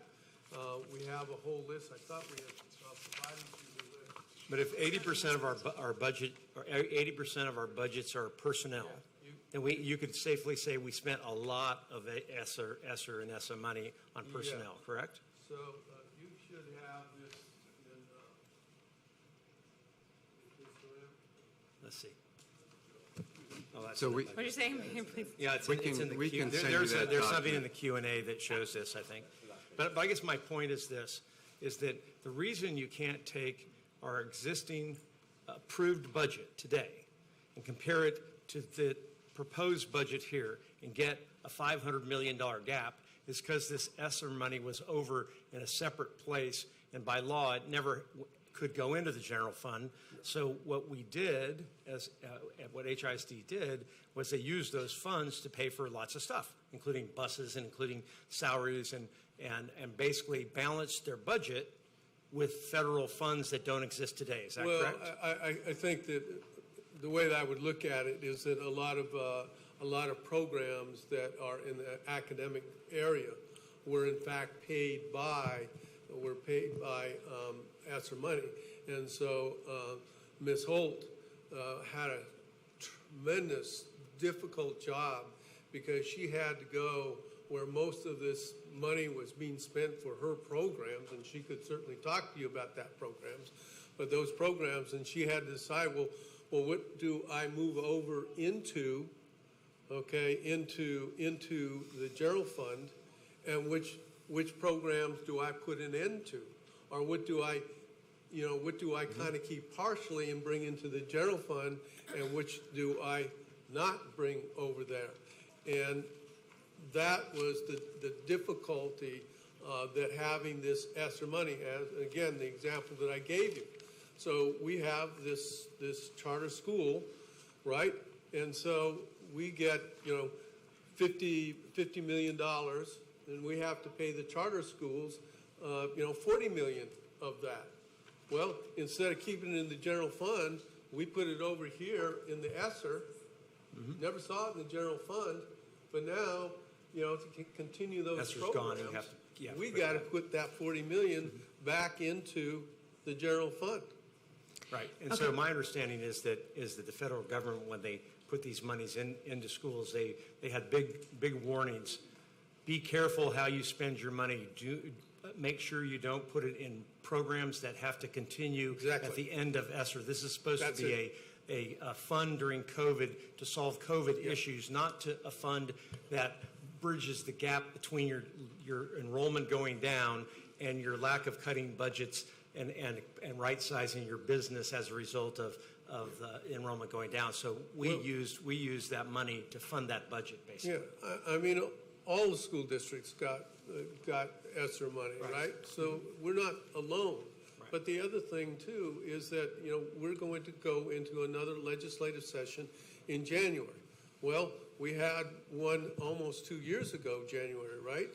And usually the state will give us a little something. Well, they didn't give us anything. So we didn't get any additional money, and we had this ESSER, and so all of a sudden these school districts are facing this cliff to try to make up. I'd like to add, though, just to stay on the ESSER and the point you're trying to make, Board Member Campo, is that, yes, all school districts were warned. It was pretty clear not to put ESSER monies into recurrent expenses, and if you did, you'd have a plan for when it ends. And there are districts that did it well, and then many districts that didn't do it so well. So there are districts out there that did not put a lot of ESSER dollars in recurrent expenses. And then there are many districts that did put it in recurring expenses, and now we have to pay for any recurrent expenses for which ESSER dollars was used. Right. Okay, thank you. On, rather than going down the line, just while we're on this ESSER question, does anybody have additional questions about that? So we can maybe try to stay on topic? No? Ms. Bandy? Do you have any? Okay. Okay, I think we all understand. Okay, go ahead. Just real quick, and I appreciate the work that you all have been doing on this.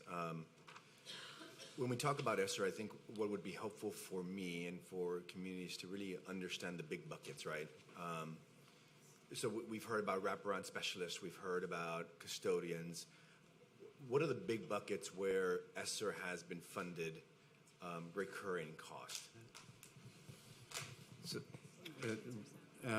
if I can get Rick's the document back, but you know, one of the challenges, Board Member Martinez, is it's hard to find the big buckets if you want to go through this list, and we can provide for it. I think you have it. ESSER was in a lot of different things, and maybe Chief Hull can emphasize some of the big buckets, but it's everywhere. And so you want to talk about a few things? Sure. I'm happy to talk about some of the big expense items. In this last year alone, $81 million of ESSER was used to fund programs and academics. Whenever we balanced this budget, the approach that we took was saying, what are the big strategic priorities in academics, and let's make sure we account for that when we budget in our general fund. And what that generally included was looking at ESSER spending and saying, hey, even if it was spent in ESSER last year, we need to budget for it in general funds this year. So about a little over 20 million of that 80 million we had to find space for in the general revenue fund. About 7 million had to do with college and career and military readiness spending. You can think AP testing, IP testing, supports for advisors, SAT testing. So some of those big things we support students in doing in CCMR, we were funding out of ESSER.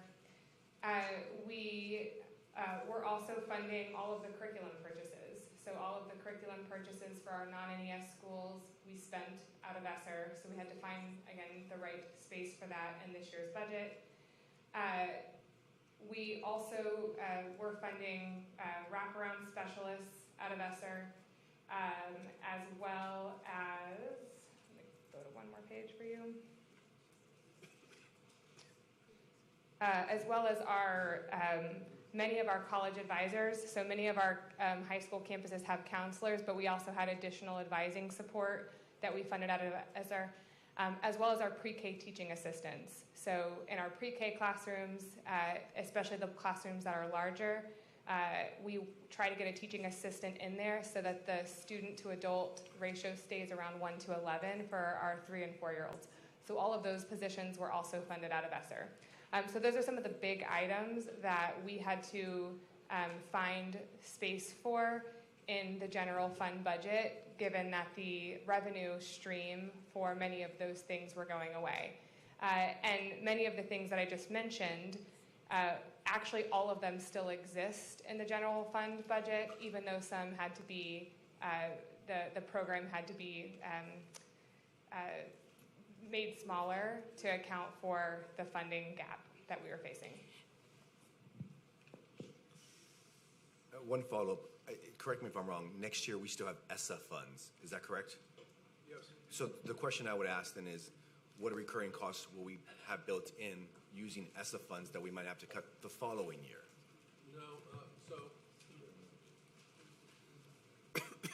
No, ESSA funds will continue. You can see because of our enrollment, again, going down, the ESSA fund the federal was $190 million. And so that will continue as long as the government, wants to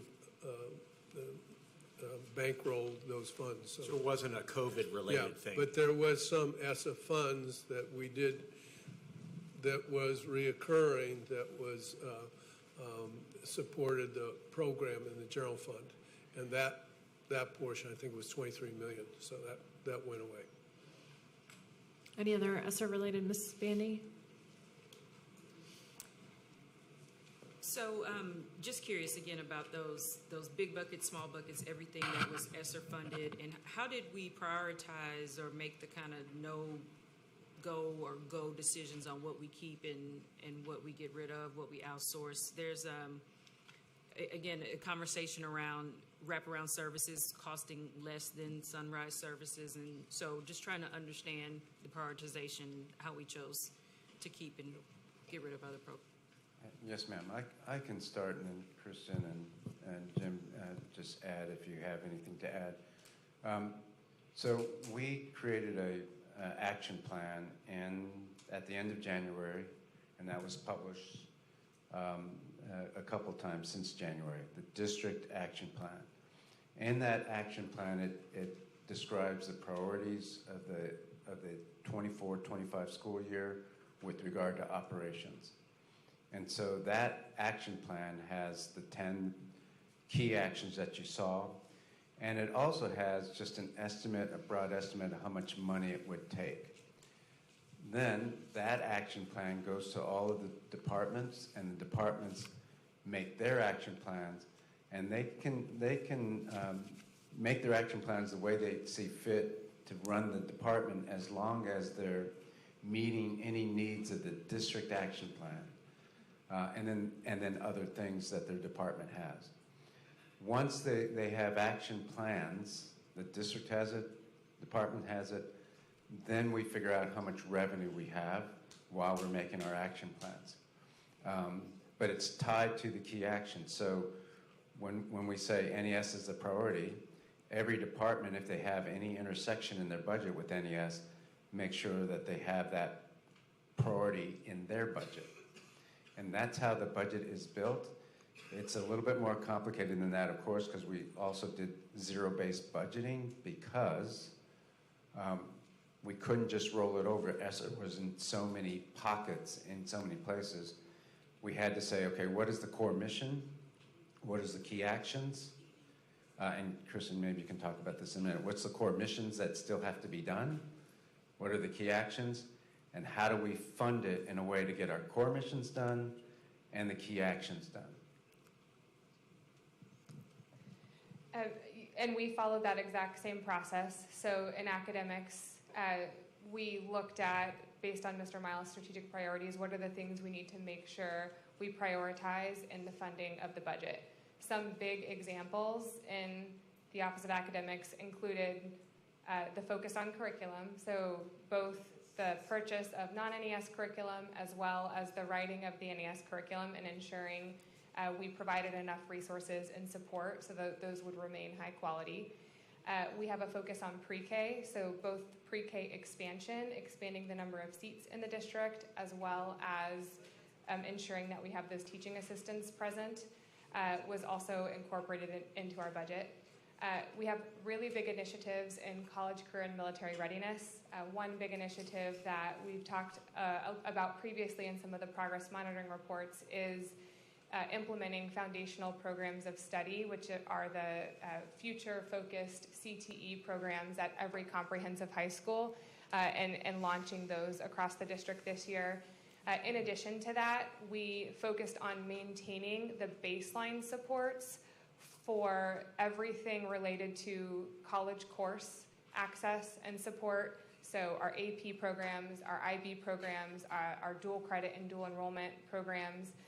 We continued across all of those programs to fund curriculum, professional development, and any student fees and or testing fees associated with all of those programs. So we kept that in the budget. Our team also supports compliance across the district. So the reports that we run for TEA, we have to submit massive amounts of data files to TEA throughout the year. And so we continued to maintain focus on that compliance team to ensure that we could continue to provide that support as well. So we looked at both at everything legal that we have to do and compliance-oriented needed to stay, and then these big items that aligned to Mr. Miles' budget, we also protected as a part of the budget planning process as well. I can speak to wraparound services. It's a really, really hard topic and conversation, and I hear the community say that, and I just want to name that. One of the things that we have done and that we've spent time focusing on is really looking at what our data systems tell us about what students are needing most outside of the academic supports. What our data tells us is there's a couple of big topics or items that kids need. One is basic needs. You can think about that as clothing, school supplies, hygiene products. And one of the things we've done is establish resource hubs on every campus, and those are staying at every campus. So when a student needs something that's a basic needs support, when they show up at school, they can still have access to those hubs, and we're planning to maintain those hubs even next year in this change. Another area is healthcare. So we have offered Hazel Health, which is a teleservice to all students in HISD. That's an additional support. It was only there for 77 schools last year. Now it's there for all students. Another one was transportation. And it was actually really hard for wraparound specialists to support transportation because it's really a systemic issue where we're really looking at improving efficiency of transportation, particularly for students who are chronically absent. So we're partnering much more closely with our transportation department to say how can we make system-wide efficiencies to support those students related to transportation. And then the last one is food insecurity. So in our food insecurity programs, we really think about that in two ways. One, our large-scale food distribution things that we do across the district. We do a lot of those at Sunrise Centers where we can bring families to pick up food throughout the year, especially around big holidays, weather disasters. On Saturday after the weather disaster, we had 4,000 families show up at 2 of our high schools and then followed up with additional food supports at our Sunrise Centers. So we do that, but we also have invested in data systems that allow us to identify students who are chronically absent throughout the week, and we have weekly or bi-weekly food bags that go home with those families that we can still maintain even with this transition. So there will still, there still are 48 staff member wraparound specialists that will still be assigned to campuses. They'll be assigned a set of campuses to ensure our resource hubs are able to be maintained, to ensure that we are still able to support some of the food insecurity supports and the things that we're seeing on campuses that we know they need. So it's a smaller team, but we are staying very focused on what the data is telling us across the system about what our students need most so that they can show up in class every day ready to learn. Madam Chair. Let me get Ms. Flowers. Just on that same subject with wraparound services, so with the existing 48 wraparound service folks that we will still have that will be used at multiple campuses, who is the kind of face or person so you said there'll be hubs on campus? Would those wraparound service folks at the district be the individuals families would be working with, or is someone else going to take on as a part of their admin role that piece? Like how are you, what's the human connection between taking that service that was based at the school and the larger hub? Yes, so the 48 specialists are the ones that will actually be on campuses. They might be one campus one day, another campus another day, so they'll be assigned a set of campuses, and those 48 staff members will be there, and I think they'll be dedicated there. We also have a central office team that it's small. It's about 15 staff, and they support the overall systems and structures, so making sure we have the right data systems in place so that we can make sure holistically we're looking at the data needs, big picture, really investing in the individual components that I just named. Hey, if food insecurity is a problem, how are we making sure we have the right partners in the food space? How are we bringing those to the district? So there's some dedicated central office staff that can look at these problems holistically to make sure we're thinking about the right innovative solutions moving forward. The other thing that I think we've talked a little bit about is this concept of the Sunrise Centers. One thing that's really important in Wraparound is that whenever families have a need, sometimes it's a need that you want to address with the student right there on the spot, but other times those families have much deeper need where they need to be referred for a more significant service. It might be legal services for a particular reason. It might be mental health services, and those are often times where we see that strong continuum of care to the Sunrise Centers, where families who need that more, we actually do a lot of vocational support for families, supporting them in job obtainment as well. So that's the transition where we really can support families, especially parents who need that additional support, and receiving that at the Sunrise Centers themselves. So the students get that real-time support on campus, but the families with the deeper needs can be referred to the Sunrise Centers, and we're ensuring that we have those strong data systems to make sure those connections are happening. When we see an assistance form that flags a more deep referral is needed, that referral is transferred to Sunrise Centers so we can make sure that that family gets more significant support. And okay. One important piece is, there's still the principal, APs, counselors, nurses, social workers, in some cases school psychologists. There's still a host of people that are still serving the kids and the parents who come in. If I'm a parent, I'm not going to pick up the phone and call an AD if I don't see my wraparound specialist there. I'm going to go to the principal. I'm going to go to the AP. If I'm a student, same thing. I'm going to talk to an AP counselor, but schools will run it the way they see fit.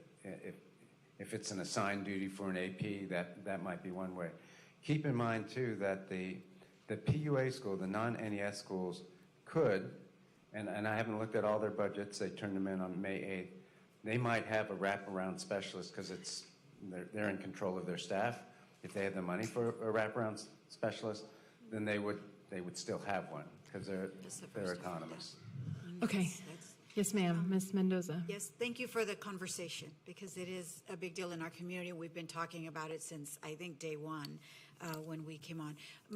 I do want to, it's probably a conversation for another day because I know we're trying to work on the budget, but I just will ask the question, are we still going to allow the outside organizations that were helping some of these schools with food drives and things like that, clothes drives, that we don't shut them out. So just want to make sure that we take that into consideration because I know we've all gotten several calls saying, hey, I've been helping for years and now no wraparound specialist. So I'm hopeful that we keep that in mind, that we're still letting them come into our schools with, with requirements around that, but not to forget that. I was just going to add, I think if we're all talking about efficiencies, there has to be processes in place, obviously, you know this, to make sure that what we're spending money on makes sense. And so I don't know if there's a process in place for determination of whether or not the decisions are made with regard to wraparound specialists versus Sunrise Centers versus what's available in the community. That kind of analysis has been done and will be continuing in the future to make sure that we're using our resources in the best possible way. In other words, if we're getting the same outcome for less money through one method or another, obviously we would all like to choose that one. So, or I'll speak for myself, I would like to choose that one. And I think given our budgetary constraints, we all should be in that same boat. So what is the process on a going forward basis, and maybe this is for superintendent, to ensure that the decisions that are made around allocation of resources, in particular, this is a good example of one, are the right choice for our students? Yeah, and the bottom line, as we step back, is to say we have to cut this much money so we maintain the $800 million fund balance. And then the question becomes, what are the district priorities based on the action plan, based on the board goals, and the vision and mission. But on a more operational sense, the question then becomes, can each department accomplish their core responsibilities and meet the goals and still get the job done. And they have to find efficiencies. So I'll give you just a couple examples. In transportation, we had to find efficiencies. And so one of the ways is to say, you're going to do the same amount of work with half the staff. That's one way of looking at it, and we didn't look at it that way. We looked at it this way. You're going to get outcomes to meet the mission with half the staff, or a portion of the staff. And so when you think about it that way, each department, each section of department looks at it that way. So 2 examples. We have to transport kids. We have to transport somewhere around 15,000 kids. Hopefully it'll go up because then we'll receive money. How can we do it more efficiently with fewer overtime hours, fewer screen time, less screen time, et cetera? And one way to do that, instead of having your bus barns, your 4 bus barns, 2 of which are on the edge of the district, which cuts down half the efficiency if you think about a circle around the bus barn, how about having satellite barns, and that will increase your efficiency quickly, lessen the drive time, et cetera. Another, we have to cut the same amount of grass as we did last year. 274 schools, I don't know how much the total acreage is, but it's a lot, right? And so the question is, how can you make that more efficient? And can you look at really what you're doing in that area and cut waste? So the answer to that one specific question about grass is to have a service level agreement that's industry standard, which means you have to know how much time it takes one person to cut an acre of ground using a tractor. And if you know the answer to that question, then you can be much more efficient in your grass cutting.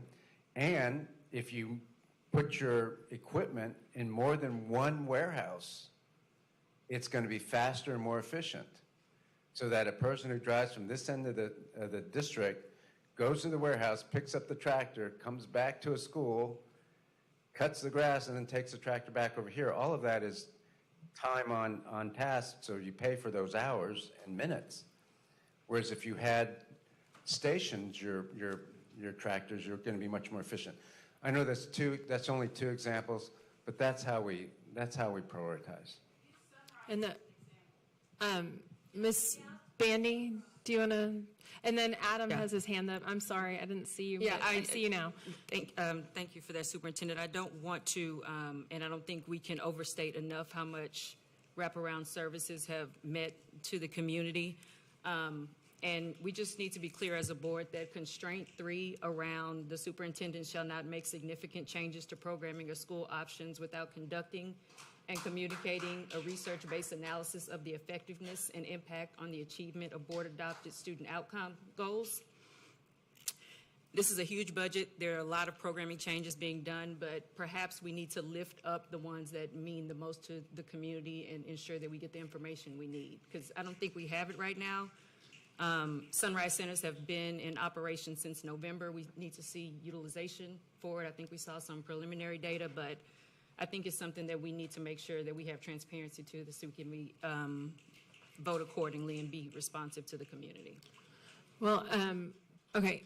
I mean, I think on that particular point, it would be helpful to have an understanding of how the analysis is done on a go-forward basis. Because if the end goal is making sure that our kids are sufficiently fed, clothed, and mentally prepared for school, right, which is the service that's being provided by both the Sunrise Centers and Wraparound services to varying degrees, then we need to find the most appropriate and efficient manner. And we need the data to prove that. From the budget, yeah. I mean, we have that information, but, and I'm not being necessarily specific to this, but the point of all of this is that we want to make sure that we're serving the needs of our kids in the most efficient manner because we have budgetary constraints. And I think that goes across the board. That's right.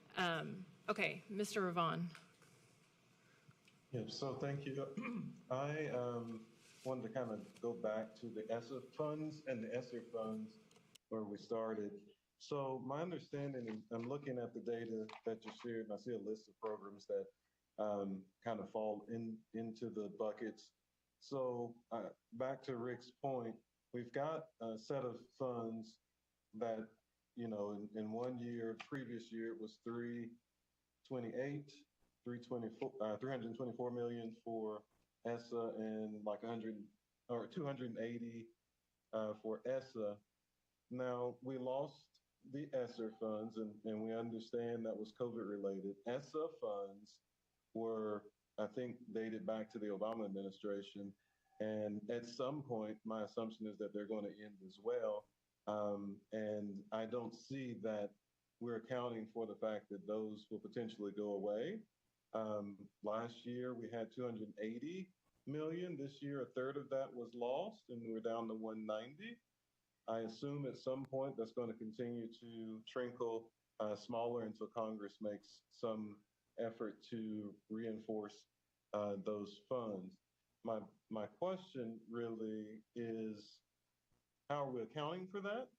And because right now what I see are programs still in the ESSA bucket that are going to require multi-year funding. And what I see that in next year, we've cut to get to where we, like you said, can achieve the 800.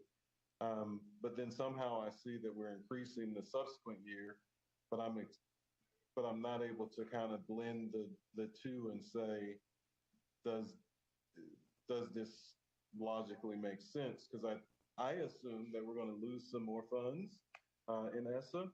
Maybe you don't, and that's fine if that's the case.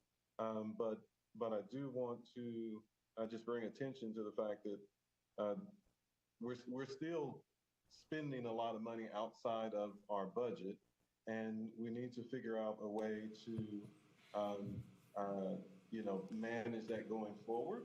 And in order to increase our fund balance, we're going to do more dramatic cuts, assumably in the subsequent year.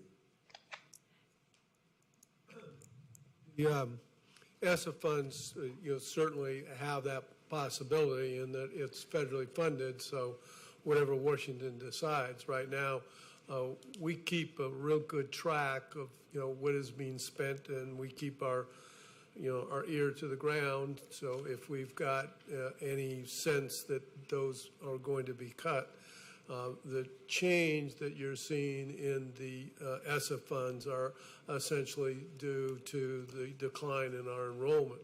If our enrollment turns, we actually expect more money to be coming in federally. So, and again, this is our projection, but I do think that we have a much better handle and a much better feel, and you can see that the ESSA funds at $190 million don't begin to approach what was, 380 million last year for ESSER that we had available to us.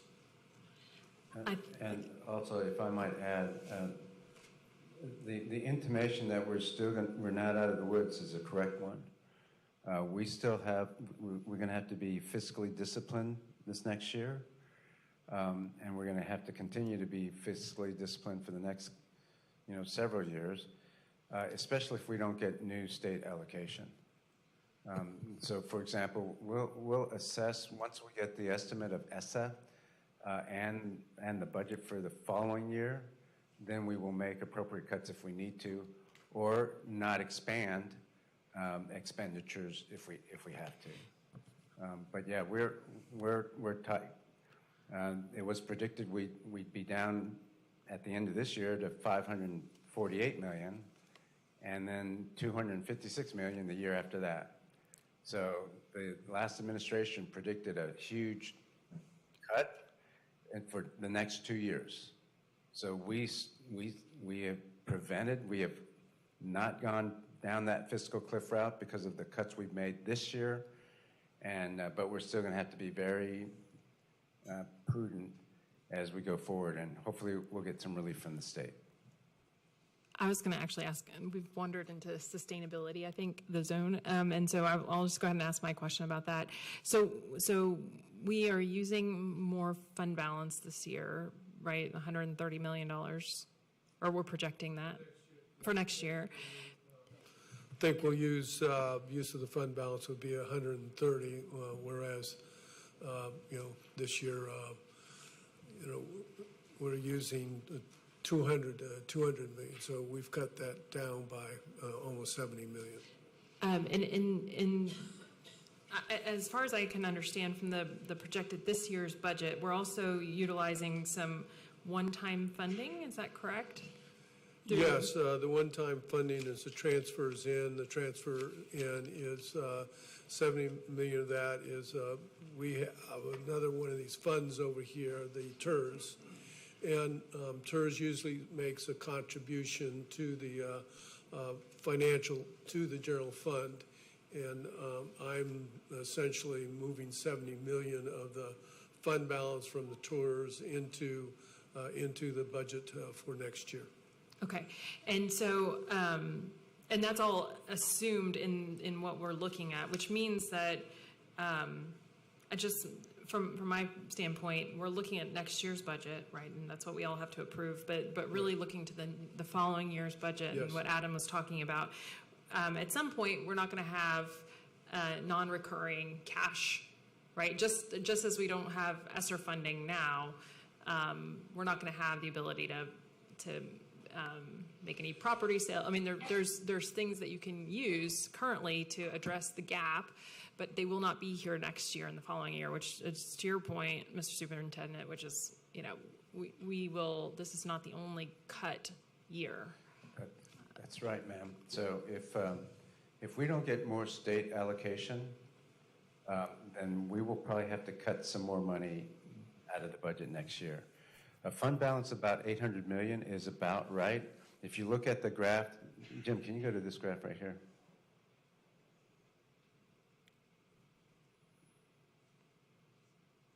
Yeah, right back. If you look at the graph prior to ESSER, prior to COVID, you see that the district's fund balance is around 789 million. That's about right for a $2 billion budget. And so as long as we stay above that line, the $800 million line, we're going to keep our AAA bond rating. So if we don't want to go below 800 million and we don't get new allocations, then those one-time monies we have to pay for if the budget remains the same. But the budget, we will cut expenditures a little bit more so that we don't go below the 800 million. We can afford to go maybe a little bit under, but the long-term health of this district is to maintain somewhere around there. Mr. Martinez? Since you continue the sustainability question, now I have a question. So I think there's a proposal to sell about $80 million worth of property. Is that correct, Dr. Terry? Yes. All right. So what do we gain by selling $80 million? If those are going to at some point become recurring costs, we don't have that money anymore. So the question I would ask is why the need to sell that property today? If it's simply about keeping the fund balance high, why not reduce the budget and keep it high anyway? Well, from my perspective, in terms of operations, you have approximately 33 buildings out there. Some of those buildings, in terms of the shape that they're in, is deteriorating, and it costs us money to maintain them. And we have a better place to spend the money on academic programs. So I think it's prudent to not be carrying property on, that was not in use. This is just. Board Member Martinez, we could cut more and save the properties, but we have already cut a whole bunch of positions and a whole bunch of purchase services. It probably isn't prudent, at least this year, to go even further. I mean, there's a lot of pain that comes with these cuts, and I know you're not suggesting that we just cut people, but purchase services is also hard for people to adjust to when you cut those purchase services. There are other ways too that we can, besides state allocation, we can get our enrollment up. And one of the ways to do that is to make sure that we have high quality schools, raise the achievement, lower the discipline problems in some of our schools. Right now, for example, we have 10 or 11,000 students in 3rd grade, 4th grade, 5th grade, and then drops down to 9,000 students in 6th grade, 7th grade, and 8th grade. And that's and it's not in the A and B and C schools. The enrollment loss in this district is mostly, not only, but mostly in the underserved schools with low proficiency. And so changing that equation is going to help over the long run. We are also increasing our pre-K enrollment. So this year, 7,100 applicants for pre-K, which is a 60% increase. And so some of that's going to translate into greater enrollment. So there are other things we can try to do to stave off this cut. But for this year, cutting what we had to cut just to get to 800 was huge. Could we have gone to $700 million fund balance? Yeah, I mean, we could, but that would risk our AAA bond rating probably. Just to follow Mr. up Martinez, real quick. And I'm not so much concerned necessarily about the sale of the property. I just don't want it to be used for recurring costs because we don't have that money after we sell it. That's right. I mean, it's we won't have the money. It is one-time money anyway, and so that's why we have to be disciplined. If we don't get new state allocation, if we don't get enrollment back up, then we're going to have to save more money. We will be disciplined during the year. You notice that we had an $870 million fund balance projected for the end of this year. We're going to come in $50 million over it because we've been cutting little things here and there and downsizing or right-sizing during the year at least a little bit, and that's how we came to 930. So while we're projecting 801, our goal will be to try to be above that by the end of next year. Mr. Campo? I just want to comment on the real estate side of the equation because I actually may have pushed our CFO in this direction, and here's what happened. I was going to a community event at Energy High School, and I put in my GPS Energy to get me the right place. It took me, Energy was a new campus that was built 5 or 6 years ago. It's an awesome campus. It's across the street from U of H. The old Energy School, however, is on the north side of I-10, and my GPS took me to that one. I go to that school, and it looks like a dystopian movie scene with burned out cars. People have looted the buildings, and I pull into that driveway, and I go, what is this? And there happened to be a HISD police officer patrolling it because they had vagrants and people doing bad things in those buildings. And so I talked to the police person, and I said, tell me what's going on here. They said, we're here all the time.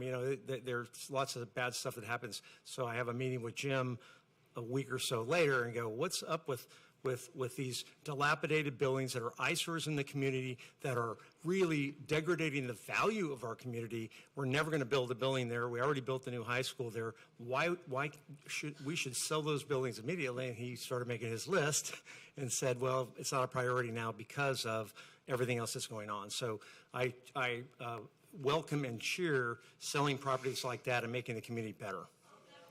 Okay. Ma'am,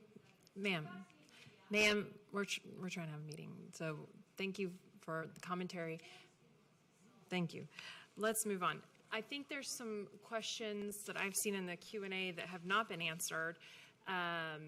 Folks on this side, a couple of y'all have not asked any questions, so I'm turning it over to Ms. Cruz-Arnold.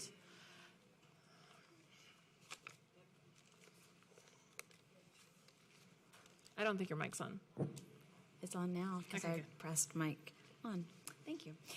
So with respect to sustainability, I have a few questions about NES, and I'm going to maybe just ask them all to get them out there, and you can respond or not to them. My question is, because I do see that NES is expensive, do we know how long, if you had to guess, we expect to have campuses within the NES structure? Like, how long will they stay there? And to that end, do we think that there will be increases to the budget next year? And I'm assuming we're not going to see more NES schools added, but you can answer that. And did you consider perhaps reducing the number of 45 NES campuses to 40 to save some money and maybe restore some of the other expenses that are being cut? So next year is 130, and the following year you're asking, will there be even more than 130? And the answer is yes, if. So we will not be able to bring online new NES schools if we don't get more money, more revenue. So basically the state allocation would have to go up. The other if depends on the state accountability rating. So we want to address our D and F schools and our C schools that are really close to falling into the D and F pool, because to get out of exit criteria, we can't have any school with multiple years of D and F. So if we should have, and we already know we have a handful of D schools, but we'll see with this new state account this summer if that aren't NES. We'll see in this new accountability ratings come out where we are in this journey for getting all of our schools out of DNF status. So 130 next year, and then the key is to keep those schools going for at least 3 years when they're out of DNF, because if you pull their supports now, once they get out, the research is pretty clear about that too. You pull the supports, and then next thing you know, they drop right back down. So a school could get out of NES status after 3 years in a row of A or B status. So we're going to have NES for a while. The key is the budget, and so this budget is really important because we have shown we can do this with 130 campuses for the long haul, as long as we stay around $800 million fund balance and we get some money coming in before we expand. If we don't get money coming in, then we just stay where we are. A light version of NES for schools that are doing better, that are on their way to, let's say, the B, maybe even an A? Yes and no. Mostly no, meaning this. The NES model is a system, and that it's the system that makes it work. So, for example, the high salaries draws our incentivize effective teachers going to NES. I was at, which school was I today? Key, thank you, Key Middle School, and it's an NES school, and it has already filled all of its core teaching positions already. And that's because they've got a lot of candidates and applicants. And they have a higher retention rate of the teachers. So that principal was already filled, and only had to hire a handful of teachers because most of the teachers wanted to stay. So then there's the teacher apprentices and learning coaches. Without teacher apprentices and learning coaches, the model doesn't work as well. So we reduced the number of teacher apprentices and learning coaches. Teacher apprentices was 1 to 100 students. Now it's 1 to 125.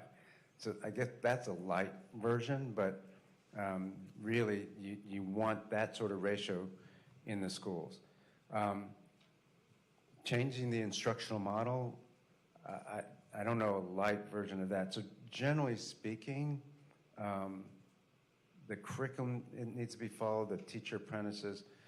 The other thing is this, when you talk to the NES principals and the staff, the reason why there's better retention rate for most of the NES schools, not every one of the 85, but most of them, is because people want to be in NES. And even when they get to be a B school, they're going to want to stay in NES.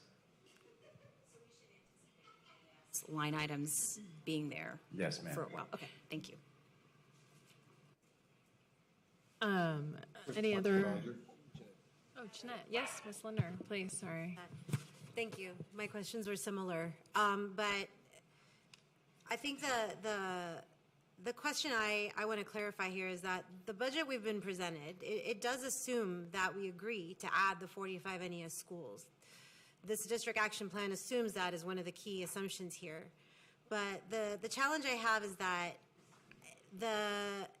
in order to make sort of a data-driven decision about this, the NES schools and the changes that those bring, and that part of the budget, is layered with changes that we've seen across the district, the evaluation systems, the move towards science of reading, and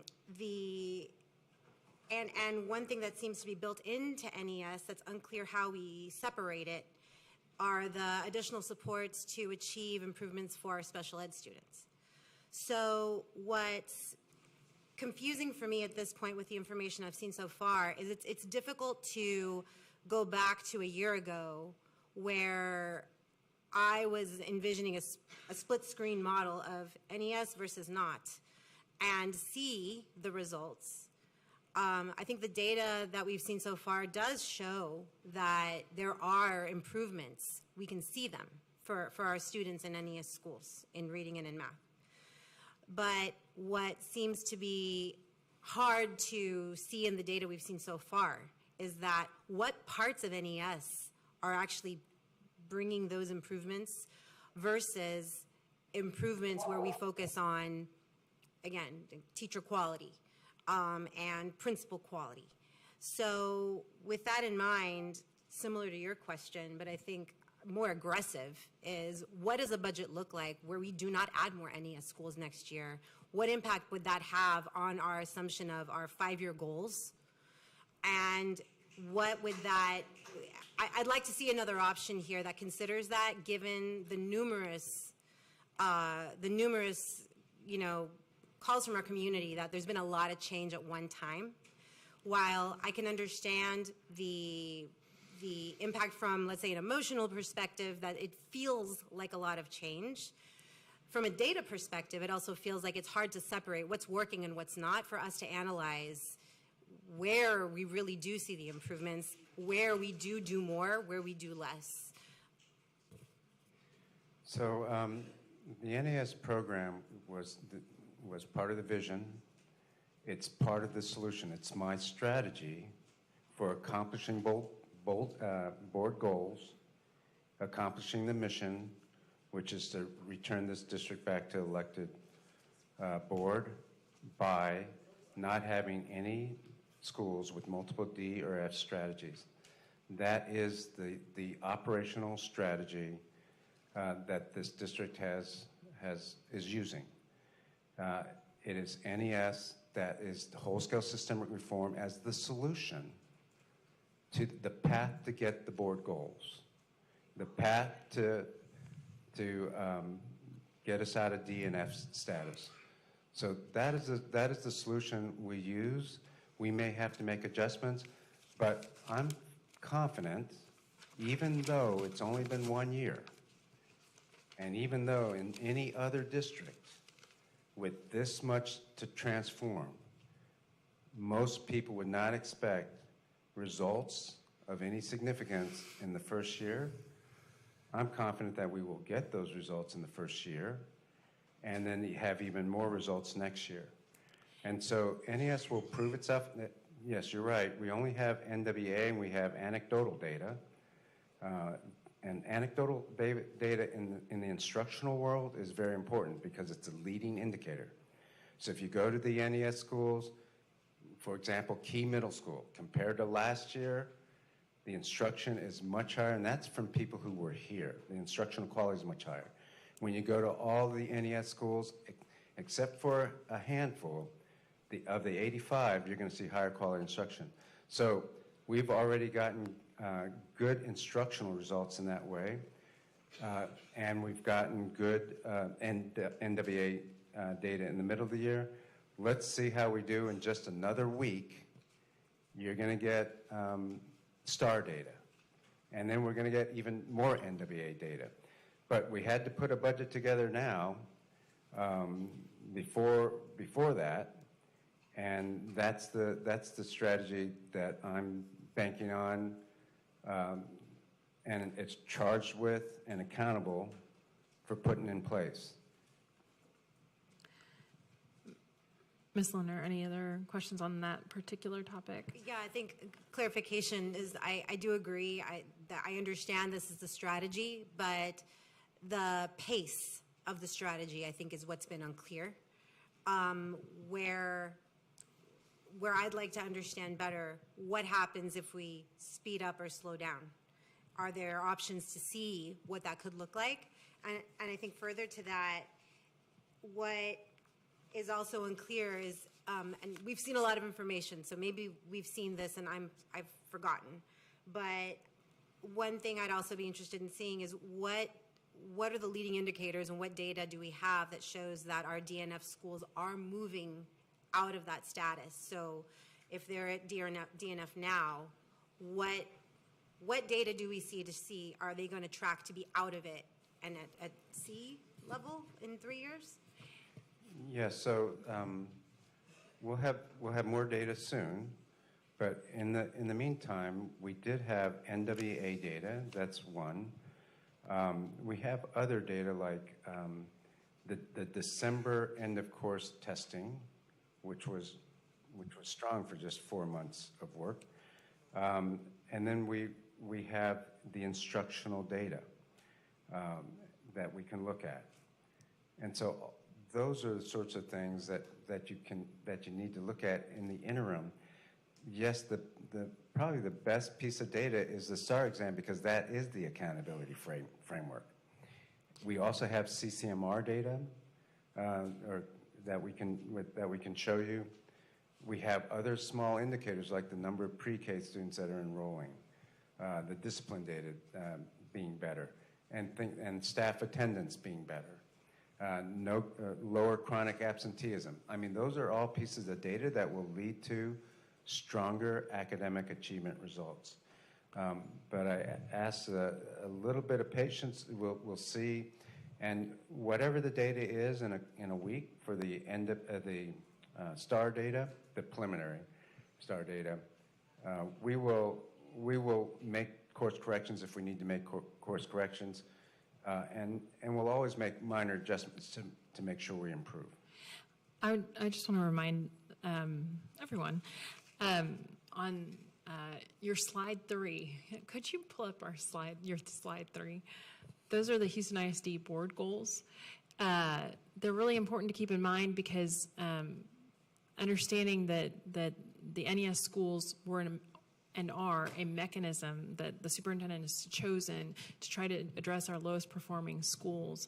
But we have to keep in mind that we're a district of NES schools and we're a district of other schools that are not in the NES program. And our goals, the board goals, are around all of our students, all of our kids. So I just wanted to remind everybody, I mean, I know there's a lot to be discussed budget-wise, but I just wanted to remind everybody of that. Ms. Flowers, you look like you have a question, comment. Oh, and then I see Adam. Thank you, Adam. Well, you're next. Maybe I'll ask it a different way. So you chose the number of schools and the timing of the transition in order to meet our goals and to meet the exit criteria. Can you talk to us about why this 140 is the right fit now? And if we don't get more money, you said if we don't get more money from the state, we'll kind of hold in this pattern. Can you talk about how that will get us to the exit criteria. So what is it about this number of schools and this pace that's going to get us there? Yes. Part of this is making an educated guess, and another part of it is being mindful of the timeline. So I've been asked over and over again this year, especially in the beginning of the year, how long is this going to take?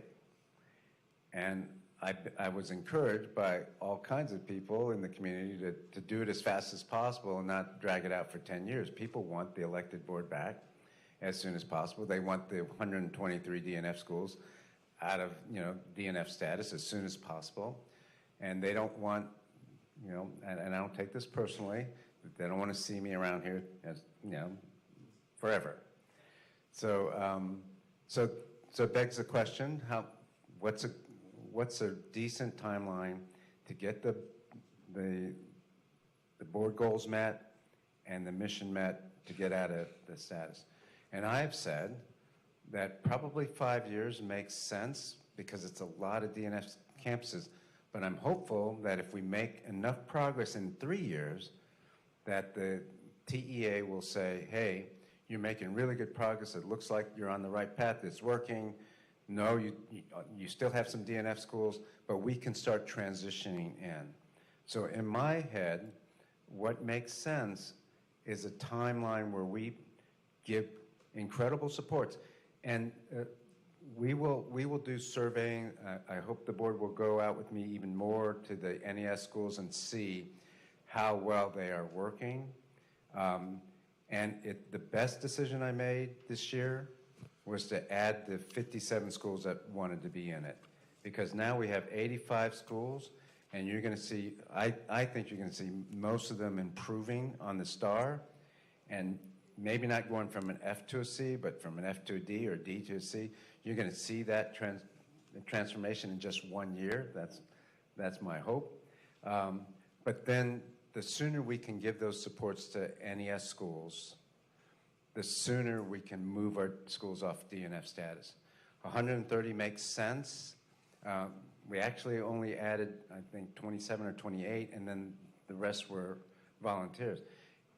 Whether people want to admit it or not, the 57 schools and the 24, 23 schools were voluntary. People wanted in because they can see the benefits. And you talk to the principals of the NA schools, they can see the benefits. Everybody wants a teacher apprentice. Everybody wants a learning coach. Everybody wants the curriculum provided for them. And everybody wants the higher salaries, et cetera, et cetera. So 130 makes sense.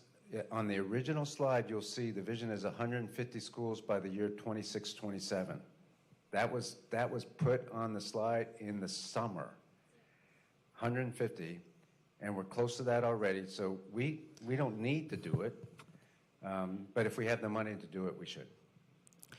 Any related, oh, sorry, Adam, Mr. Yvonne?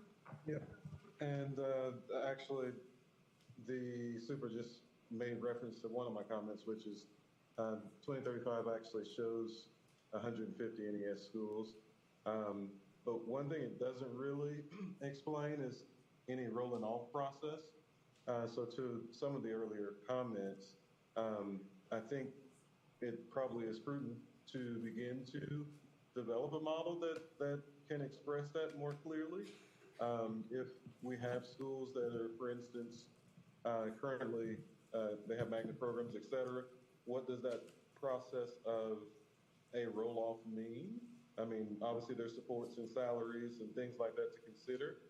And I think it's going to be really important that we consider it, knowing that these are recurring costs, and also you've got people who you're putting under contract for certain salaries, so it becomes kind of a bit of a challenge there. And I think that for the sake of our long-term budget, we do need to consider, what the impact and continued cost of the program is, and I don't know that we've got a real firm grip on that because of the number of schools moving. But I think it is important to begin to consider, to some of the other board members' comments, like if 150 was the goal, I thought it was 25, but I thought it was in 5 years, sorry. But anyway, the point is we're moving a lot faster than we had initially assumed. And now that we are, we do need to begin to think about what that actually means from a budgetary perspective. So, Board Member Ravon, the budget that we're presenting to you has 130 NES schools. That is funded. That's what it costs, and we can bring that down a little bit if we had to, but we're able to sustain that over time. Now, we're not able to add, I've said more than once, if we don't get new monies in. But we're able to do that over time. We've already messaged to the principals, and I've said it more than once, that a school can't get out of NES unless they've been A or B for 3 years in a row. Because then we pull the supports. However, one of the things to think about, so we have a couple of years to think about it because no school's gotten the A and B yet, but one of the things to think about is, one, should we not let those schools voluntarily stay in it if they want to stay in it? It's not about the accountability at that point, it's about the supports. And so why not let them stay in? And I think we would be hard-pressed, nor should we, lower salaries, because one of the biggest things we did in this budget supports is that 5,100 teachers next year will be making in the $80,000 range for average salary, so that means some are higher and some are lower, but the average salary, and that's what teachers deserve. Why don't we keep that going anyway? NES, non-NES, at some point the NES non-NES needs to be raised much more than they have been this year. But why not at least half the district? Why not keep them at the high salaries, even if it's 5 years from now? So, yeah, go ahead, sir. I'm sorry. And I didn't want to suggest that that's not an agreeable solution. I think, though, that it is important to highlight that currently we're deficit spending. And while, yes, they are included, the 130, we've got, in order to make that happen, we've got an $80 million one-time sale of property. We've got $190 million of deficit spending when you consider the fund balance and the 180. And then we're moving money around to make it work. So I suggest that I would, maybe not suggest, but I would contend that we're not really making it happen with a balanced budget, because then we still have off-budget spending when we consider, to the earlier point, that we've got this ESSA fund that is covering some of our recurring expenses. So my point in all of that is just to say, yes, I know that it's in there, but we do need to figure out, like, what is the real impact to the budget? Because if there's $250 million of additional spending that we've got in this space, next year, I don't know how we then increase the fund balance, again, to the earlier point, by 50 million, or 50 million in the overall fund balance. So that's kind of my collective concern there. Yeah, and that's why we're saying we have to be still fiscally prudent and ensure that we keep our eye on expenses next year. But keep in mind too, we had to cut 500, or not cut, but we had to find a gap of 528 million. And even with the use of TERS and the fund balance, it's only half of what we had to find. And we're going to ensure we're above our fund balance this year, so we can even use the fund balance down to 800 million if we needed to. So I'm not saying, you're right to say this is going to be tough, And I'm signaling it will be tough, but we can do it. We have enough room to do it next year. Mr. Martinez? Oh, Mr. Terry, you have some, are you going to lean in there? I was just going to add that if you look at the use of the fund balance that we're predicting for the end of this year, it's 200 million, but the use of the fund balance next year is only 170 million, 130 million. So you can see we've made progress by 70 million if you look at it from that perspective. But that's what, well, anyway, that's, okay, go ahead. I want to follow up with what Adam said about reduction of salaries at some point. But I will say that I am concerned that, you know, history has told us, at least from what my observations here in HISD, is that for some of these programs that have had some sort of turnaround program, the minute that you eliminate salaries, the effective teachers don't want to go to those campuses any longer. So we need to be careful about what we do there, whether it's a stipend, whether it's a salary, I don't know, but we need to look at that and be cautious about that as well. The other thing I would say is several questions and then you can follow up. When we're talking about the budget, there's this hyper focus on NES and we're forgetting about the other students. And I think that's part of the conversation, our goals. Our goals are not set up just for NES. It's for all students. And considering that we just got the information today, it's hard to kind of go through all of the questions. At least at this point, I have a question. How did we come up with a cap of 12% versus 8% or 10% or whatever that may be? And then two, a question to that is, in reading the questions today, I'm not convinced that, or influenced, whatever word you want to use, that we have an adequate plan for non-NES students, considering that in many of our non-NES students, same population, low-income students. And then we see there's a drop in enrollment, and then so that's the question I would say is, what is the strategy to make sure that all of our students are meeting the goals? How do we get to the 12%? And then the last question, as you start answering, I may remember. So the board received a defined autonomy draft last week, and there'll be a graphically designed one next week on defined autonomy. And it intersects your question because we want to be careful not to do too much. Yes, we did focus on instruction. We're going to continue to do that because it helps all kids, even kids in our B schools, for example, or A schools, who are underperforming. High quality instruction is good for them no matter where they are, no matter what school they are. And even that has gotten pushback and, you know, some complaints. So we have to be careful. It's a two-edged sword, so to speak, right? We want to help, but then, you know, you can't help too much. But one area we can do is instruction. So what we've done already for C schools, for example, is we've already directed 3 things that have to happen. So you start to lose autonomy. If you're A and B, you're fine. But if you're C, you start to lose some autonomy. And these are the 3 main ones. Number 1, you have to choose a vetted curriculum. In ELA, there are 3 choices. In math, there are 3, science also. And so we're directing that. You have to have high quality instructional materials. It's still a choice, but you have to have that because we're concerned about the kids in the C schools that are below proficient.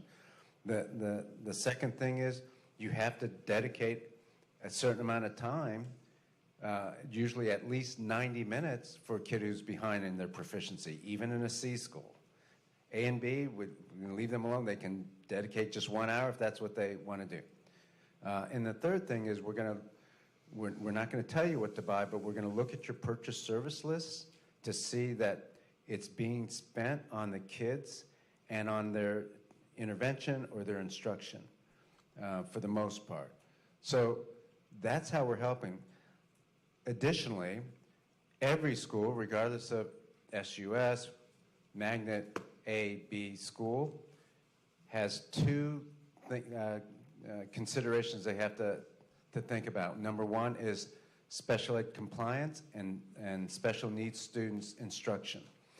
If they're deficient in that, we're not going to take them over. We're not going to do anything except to demand that in their action plan, they have a plan to bring up the scores of the special ed students or the compliance areas. And the second big band that cuts across every school is minority achievement gap. So if you have too big a minority achievement gap, no matter whether you're SUS, Magna, or whatever, we're not taking away your autonomies, but we are insisting that you have a plan in your action plan where you're going to address it, and you describe how you're going to address it. So that's how we're finding balance with, helping our kids, because the sentiment has been expressed before. I remember a conversation with Board Member Flowers who said, we've got some schools we have some kids in these other schools that are also not proficient. What are you doing about that? And again, it's a balancing act of directing certain things that we know are good for kids, like high quality instructional material, science and reading material, versus letting the schools have their autonomy. Can I ask go And ahead. then I can answer the 12% when you're ready. Yeah, that's that question, and then the other question I would say is, how are we, if enrollment, you stated earlier that in non-NES schools enrollment is increasing. So what would happen if enrollment increases above budget amount? How soon would they be able to access those funds? I think historically they've gotten it in January, which is almost the end of the school year. If we're wanting them to make this progress, what can we assure these schools that funds will be accessible earlier? Yeah, and Jim can answer it after me, but I'll start. So if right now we think we have pegged a good number for enrollment, but let's say it's August and they have, I don't know, 200 more kids. Let me back up. Keep in mind, a school doesn't spend all of their money in the first semester. They'll spend maybe 60% at the most, and then it starts to fall off. But so even if they have more enrolled kids, they have actually till December before they run into trouble budget-wise. But we're going to true up after the October count. And for schools that are heavily impacted, in other words, 200 kids show up more than than we anticipated, or that even they anticipated, then we'll true up earlier. We'll true up in September if we have to. But that's going to be rare that a school has 200 more kids. But there's always a true up, and this is nothing new, right? I mean, the district has always trued up after the October count. And the 12%, sorry. Yes, so it became clear right away that the hold harmless on enrollment, if we actually paid the schools the real enrollment times the ADA, that's how we get paid, by the way, right? That's how the district gets paid. That a lot of schools would be over the 12%. I mean, there's a range. There's a couple of schools that would have lost a third of their, 35, 40% of their budget, especially the smaller schools. And so if you did the exercise that Jim and I did, there was a break around 12% where most of the schools would be safe. So that's why 12%. We didn't have to cap it. I mean, true enrollment, true ADA, which we did in 2018, by the way, true enrollment, true ADA in 2018. So if you look at the 2018 numbers per pupil, the 2024 numbers are higher per pupil even after the 12% cut. And by the way, there's only 25 schools that reach the 12% cap. Everybody else is below that. So you hear 12%, it's not 12% for every school. In fact, for most schools, it's not 12%, it's in single digits. That still is painful for anybody, so we're not poo-pooing that. But it can be done, I mean, and it has been done. So the schools turned in their budgets on May 8th. I haven't heard of one school that couldn't make their programming needs or core competencies needs. with the budget that they turned in. So I think the schools are good with the hold harmless on enrollment. Ms. Mendoza?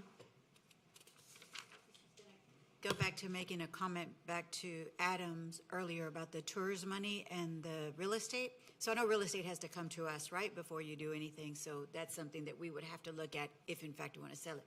But I think taking a look at some of the properties that we have and whether we're paying money and spending money where we don't need to could be an option. I know it's not a sustainability. It's not going to help us 5 years from now, but I think it's an option to look at. And the tours money is a line item in the tours, right? Each tours has a line item that gives that presents us with money, and so that's a little more sustainable than real estate. So just wanted to make mention. I think there's several questions on tours in here that there's answers to, but just wanted to say that money is a little more stable than the others. So, in my opinion.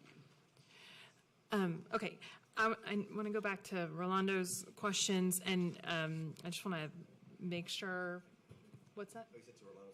I'm just coming back to there's such good questions.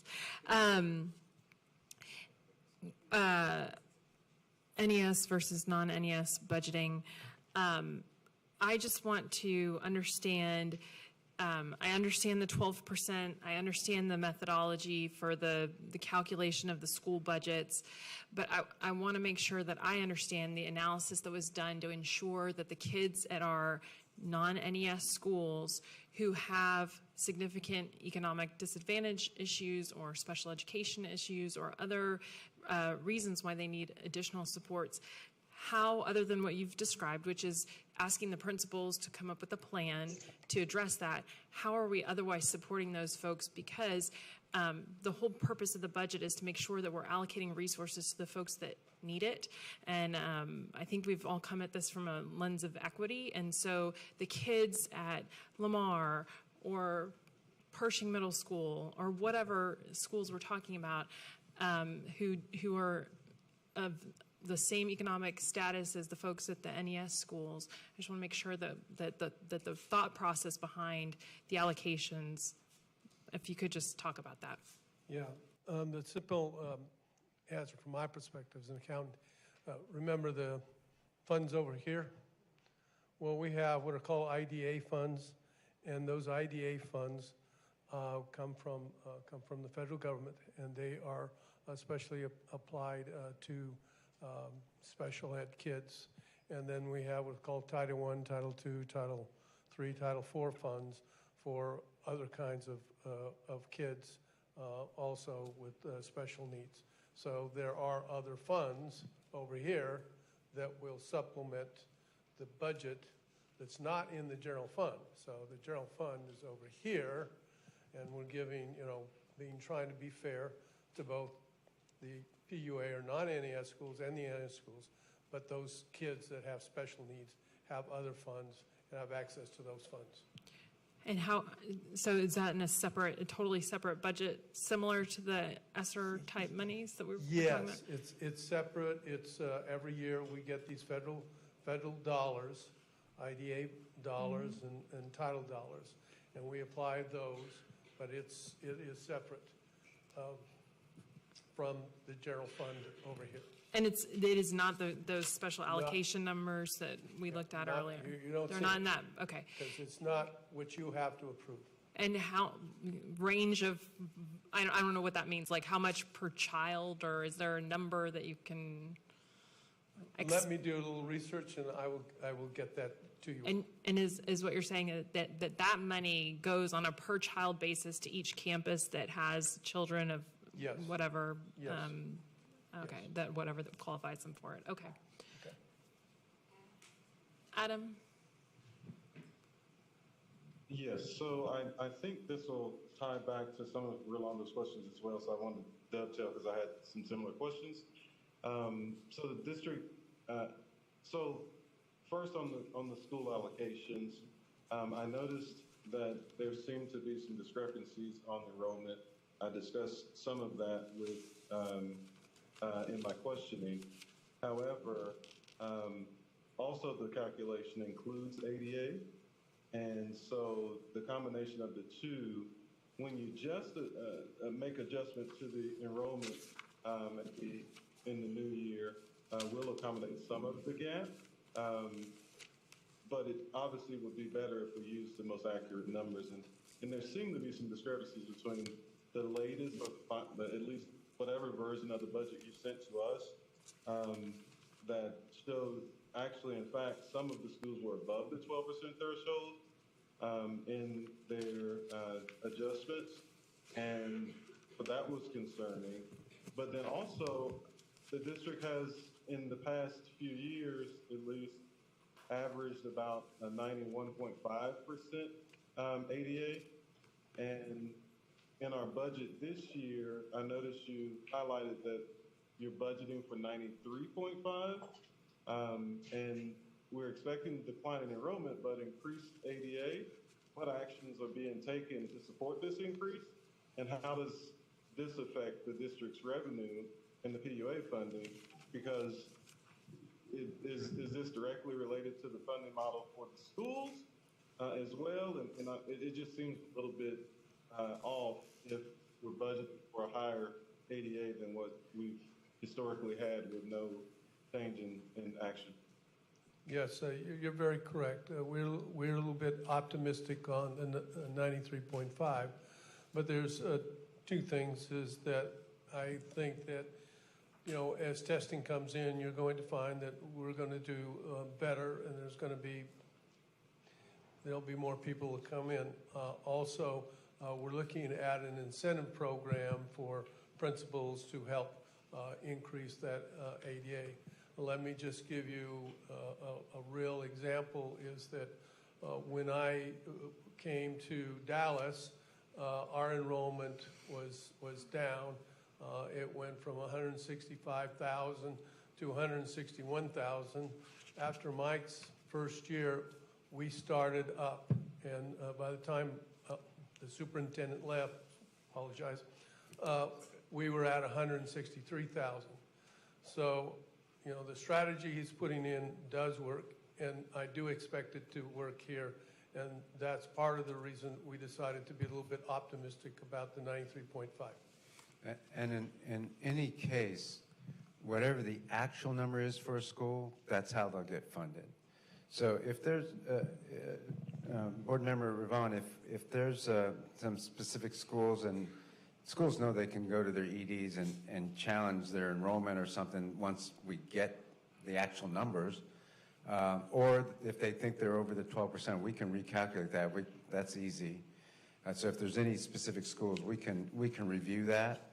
But the enrollment and the ADA will be based on the actual enrollment and their actual ADA next year. So if they feel like that we underestimated it, that's okay. No need to fret because we will true up. And the same thing with the real ADA. The last thing I'll say on this is that the whole country has seen a decline in enrollment and attendance since COVID.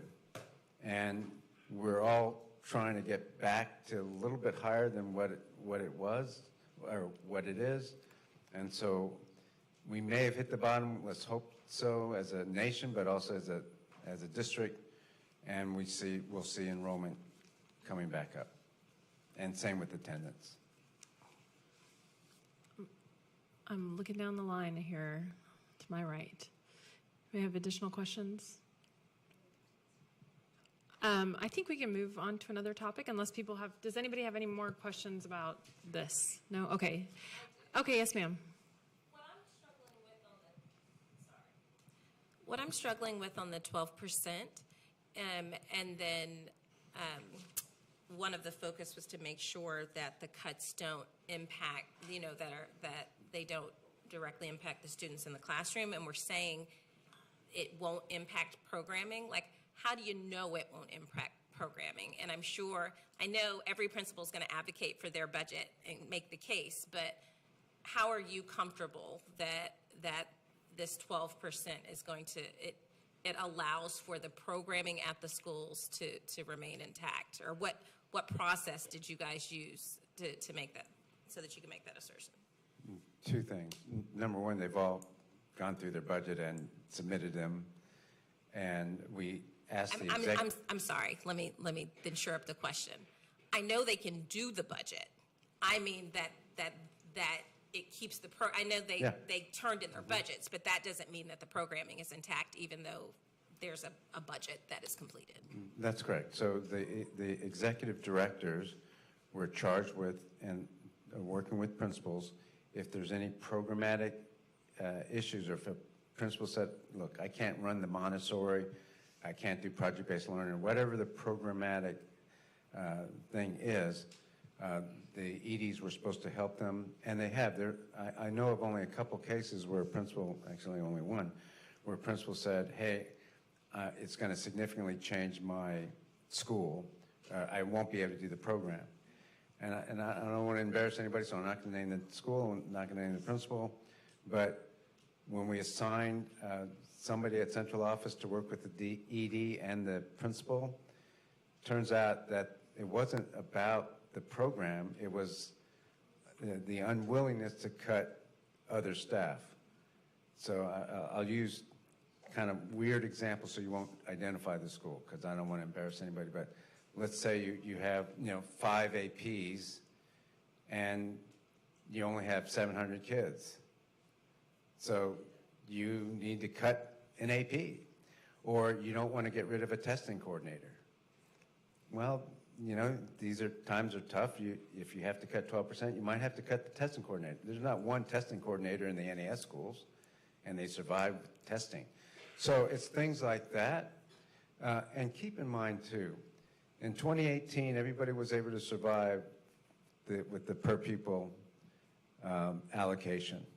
2018, before ESSER. ESSER comes along, and it's, maybe this is an exaggeration, but this is the phrase that somebody else used. It was like, Christmas for all the schools. Like, we now have more of this, more of that. We can add more people. We now can add more APs. Now we can add more after-school program. We can do all this stuff.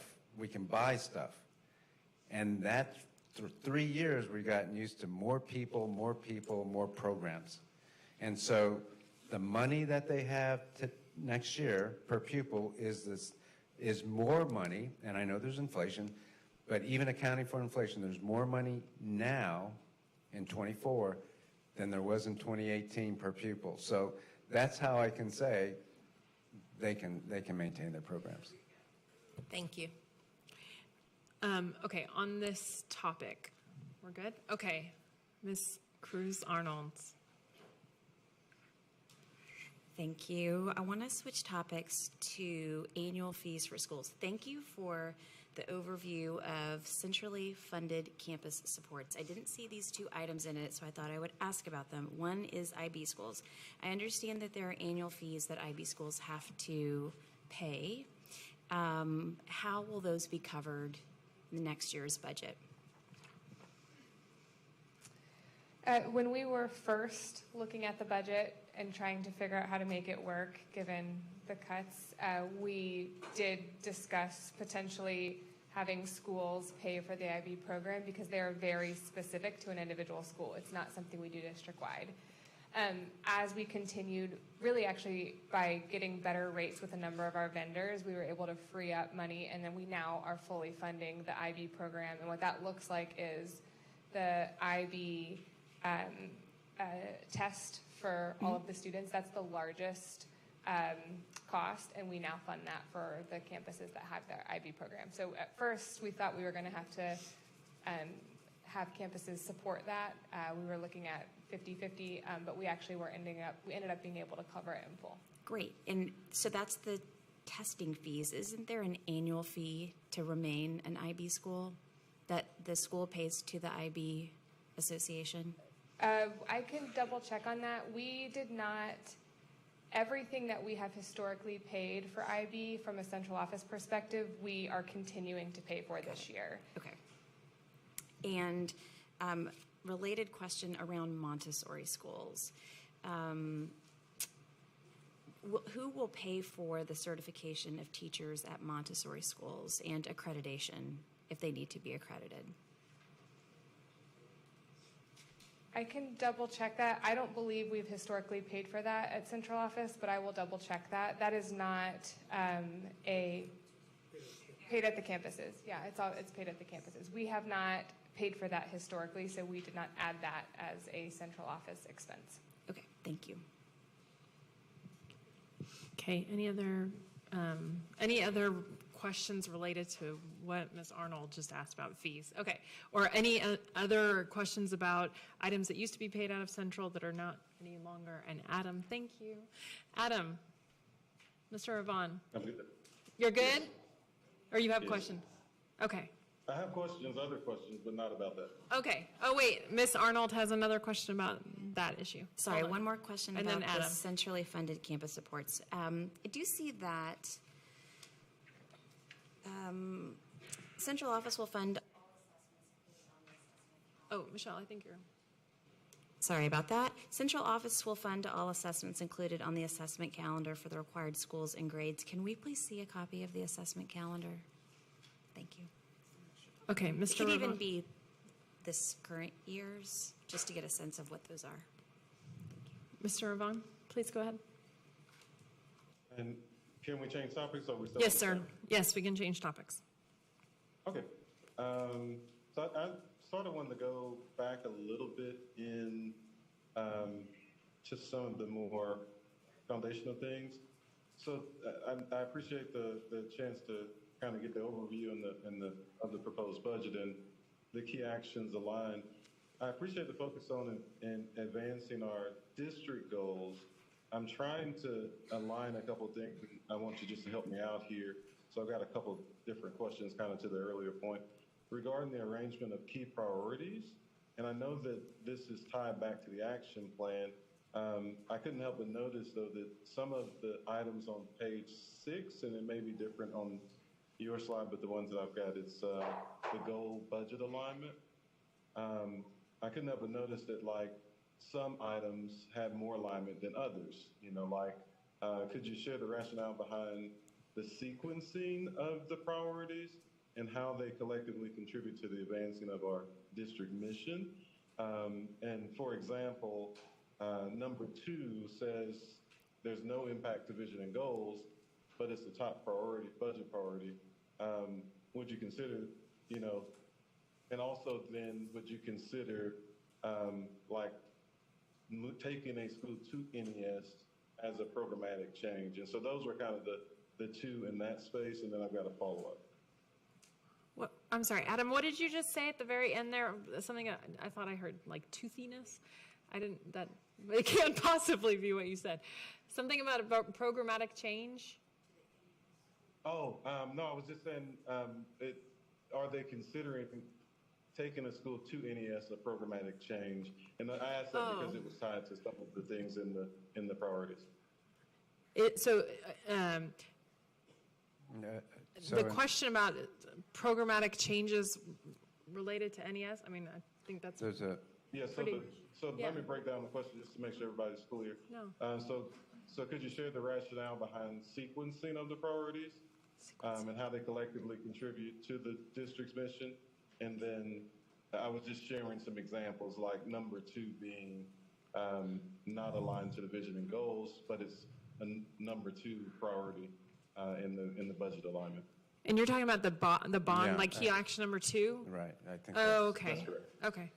So they're not, specifically in the order of importance, although key action 1 is. So I wouldn't put too much stock in that. These are the 10 items that we're doing this year. Some cost money, some don't. And then all the board goals are covered. We made no attempt to make sure that every board goal was covered by all the actions. But you notice that every board goal has several things that are tied to it, and that was our attempt to show. And in the action plan and also in the methodology document that you all received, there's narrative around how each, so it's not just this chart right here, around how each key action ties to the board goals.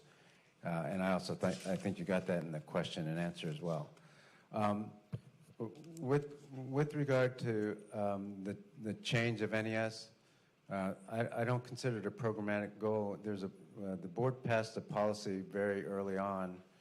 You might remember that NES would be allowed to change the program of a school, and other programmatic changes or program changes. And you'll get the superintendent's constraint language here probably pretty soon, has to be approved. Okay, and then moving on to slides 7 and 8, which again, I don't know what they're numbered on yours, but we're talking about like the next slide, talking about innovative staffing model. So it looks like, yeah, that one. So implement innovative staffing model and new educational initiatives outlined in the budget proposal. To ensure these initiatives are effectively meeting the needs of our students and educators, could you please provide specific data examples of how the innovative staffing models have improved, for instance, teachers' work-life harmony?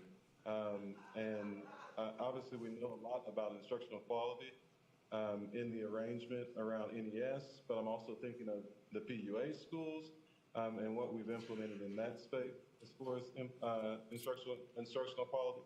And then additionally, I'm curious about the evaluation process of programs like Art of Thinking and DIAD. Could you share any data or feedback, and not obviously data now, but kind of the thought process behind the data you plan to collect, and the mechanisms in place to measure their impact on student learning outcomes and teacher satisfaction? Understanding the challenges of implementation is crucial, so I'd also like to know if there are any plans to address concerns raised by stakeholders regarding, any of these initiatives. Yeah, at some point, and that point will be probably in the fall. We'll be doing climate surveys a couple times a year, both with the staff and the students. Students probably just one time a year on the teacher efficacy, but on the climate surveys for the staff twice a year. And so we'll get a little bit better data there. Most of the data that I have right now is anecdotal, but keep in mind that the executive directors, the division soups, and I, and the professional development team have been in the schools a lot, especially the NES school, but all the schools. And I'll talk about quality instruction in the non-NES here in a minute. And so we know that DIAD broadens a kid's perspective, not perspective, but experiences and their perspective when it comes to travel. And the kids love the DIAD. And despite what some people might think, the spin class is popular, the photography is popular, there's martial arts that's popular, and dance. I mean, there's all kinds of different dyads in the schools, and these are additive, and that's why kids like it, because they still have their elective, and then they have all these other programs. So I think if we do a survey of what do you like best in the NES schools, dyad is going to get a huge, boost from the kids. The Art of Thinking also is a very popular class. We are taking end of course exams, right, this year or next year for Art of Thinking. Yes, for next year. For next year, we'll be doing, is it beginning, middle, and end of year? Sorry. For Art of Thinking. So we'll have some measurement of how our Art of Thinking is helping kids and what their proficiency level is in the Art of Thinking.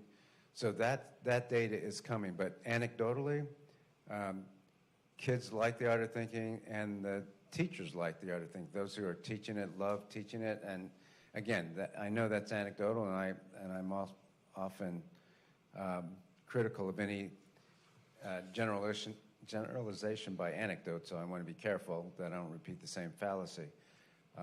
But at the same time, that's the data we have right now. With regard to high-quality instruction, I've already talked about it for us. And while this first year is more intensive than most, teachers are already starting to get into a stride. They don't have to find materials in the evening or on weekends in the NES program. And that's already saving them a lot of time.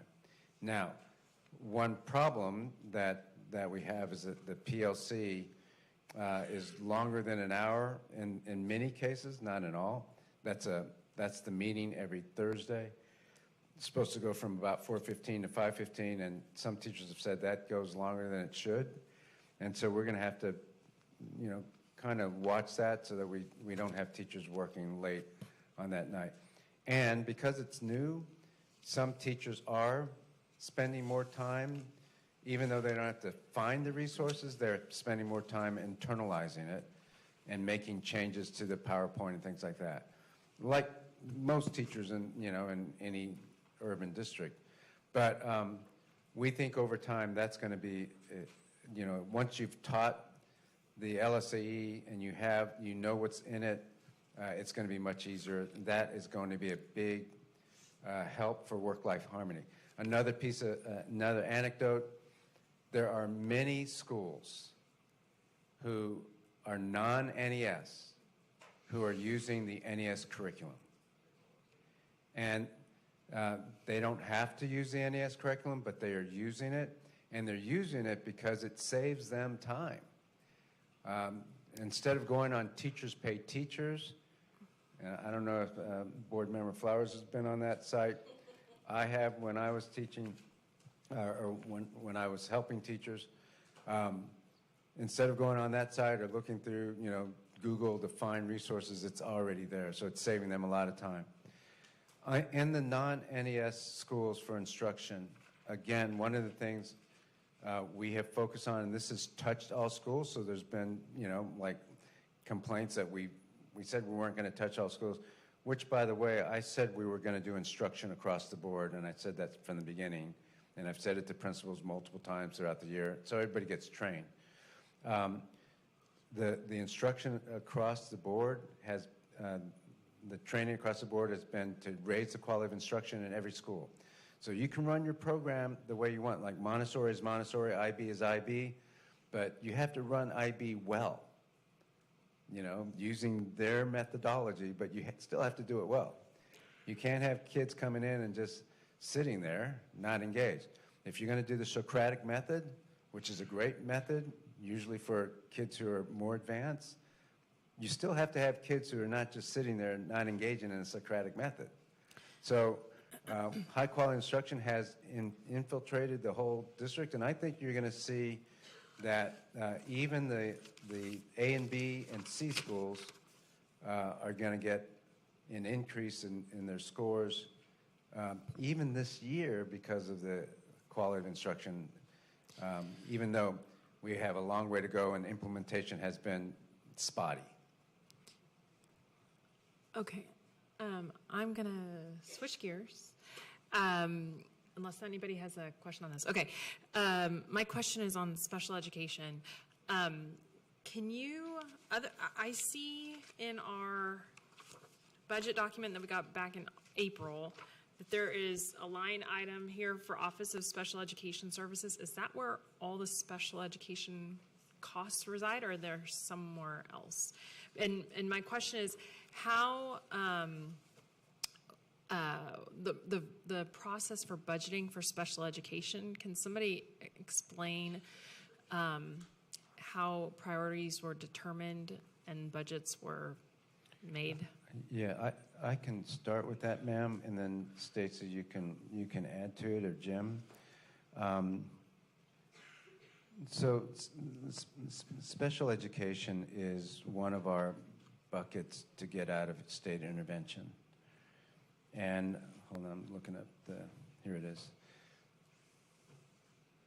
And so we have two parts of special education. One is compliance, and one is the quality of instruction, improving the scores of special needs students. Those two things go hand in hand. It's not unique to HISD. It may be more unique to, it was part of the intervention because of the compliance and not meeting state and federal law. But the second half of not having high quality special needs instruction and raising their scores has been a problem that has plagued the entire profession. So this first year, we looked at compliance more than anything to get that right. And not that we ignored the instruction, because they also had to do the instructional things, but there's no question we focus on compliance, meaning making sure the ARD meetings got done on time, making sure the IEPs were better written, and making sure that when the student got services, that they were part of the IEP. So that sounds pretty basic, but that's what we had to do. We implemented the largest review of IEPs this district has ever had. Stacy's team did, and we're just finishing up the second large review of the IEPs. We did really well on the ARD meetings, et cetera.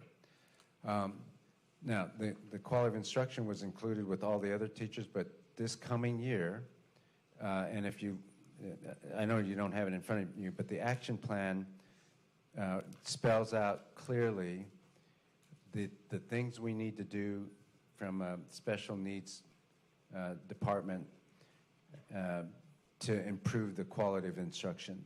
So that's where, and the estimate of that amount of money was $17,400,000, and that was an estimate back in January to do several things, including create these, and I'm going to use the wrong word, Stacey used the right one, resource SPED classrooms, and to raise SPED salaries and to add more SPED teacher assistants. So we're raising special education teacher salaries. We're looking at the quality of their instruction. It's part of the principal eval still, and probably for one more year. And that way we focus on special ed compliance and their instruction. So Stacy, if you want to add to that, that'd be great. Yes, so I think the question that you added is about specifically around the budget and how we plan for that. And so most of our budget is in service personnel, our evaluators and our special education teachers. Of course, some of that is with our central office staff who oversee all of the program or the monitoring that we have put in place in order to meet those board goals that we've identified, as well as the constraints in that. And like Mr. Terry said, we also have our IDEA budget, which is supplemental to that. But we look at each campus as we look at the budget and we look at the allocation of staff. We're looking at the students they serve, as well as the types of disabilities, and we're allocating staff on a projection. Of course, we have conversations with the campuses to see, because we have an allocation. However, there are times, there are instances when students have greater needs, and so those are discussed and really evaluated individually with those campus principals as necessary. Okay, can you just, is there a place in this document where I can see a spend? Is it this, what I'm looking at? This Office of Special Education Services? I mean, is there a year over year that we could look at? And maybe that is it. That shows year over year. Is that correct? That's what we should be looking at. Okay. This is the April 25th packet on page 17, where it's the school budgets plus the division or department budgets, and it's line 837. Okay. Thank you. Okay. Any other questions on special education budgeting or otherwise? Yeah. Mr. Martinez? For special ed, I was looking at the action plan, and it discussed some key action items.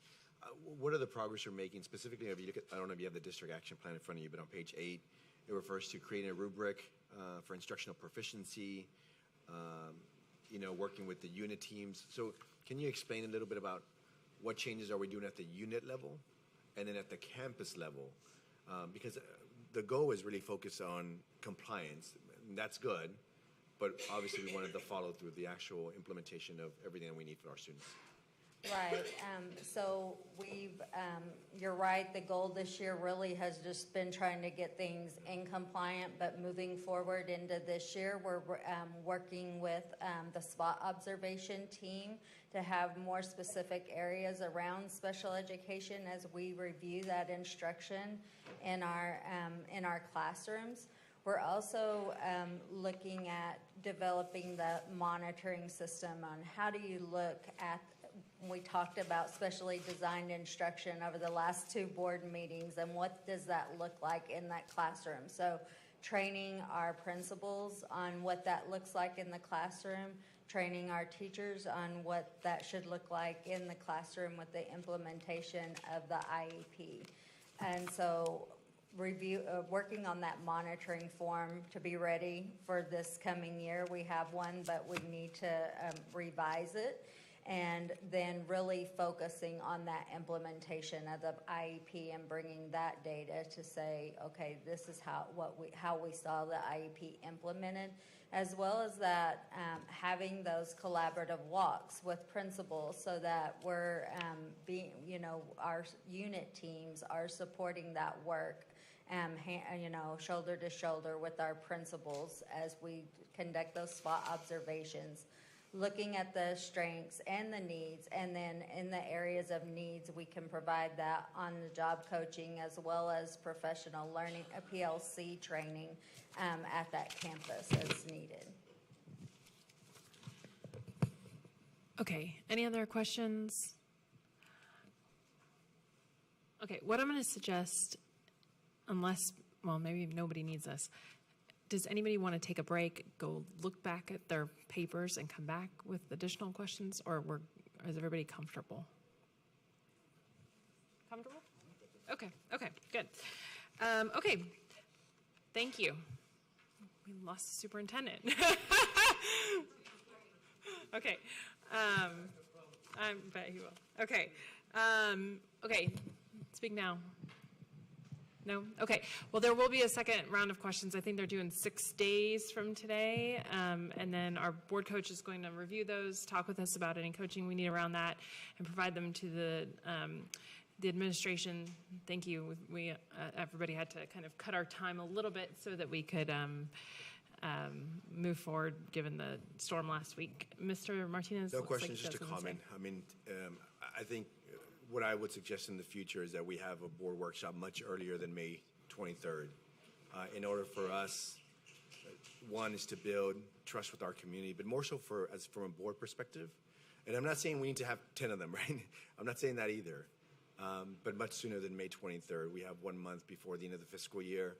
And we need to be able to get information, get questions answered sooner rather than later.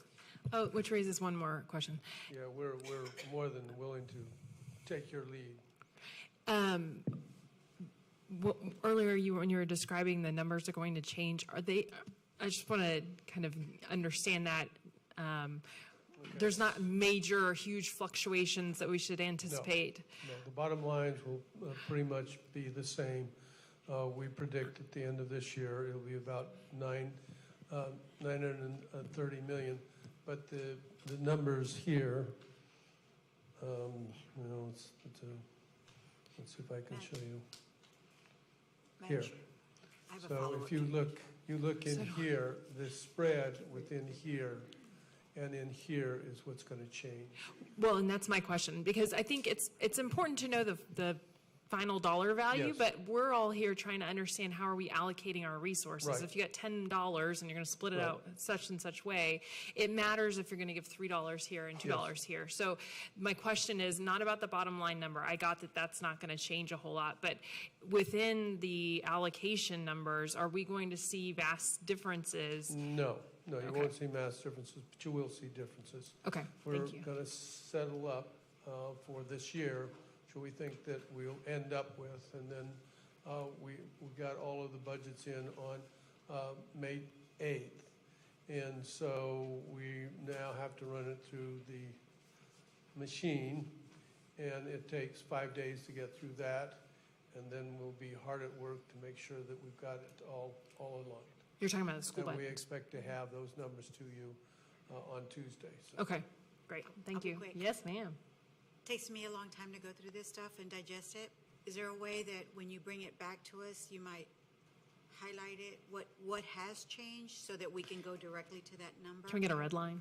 Okay, I'll do that. If that's possible. Thank Yes. you. I appreciate that. I'll give you the major change. Maybe I'll put it like in a yellow or a gray or something so you can see it. All right.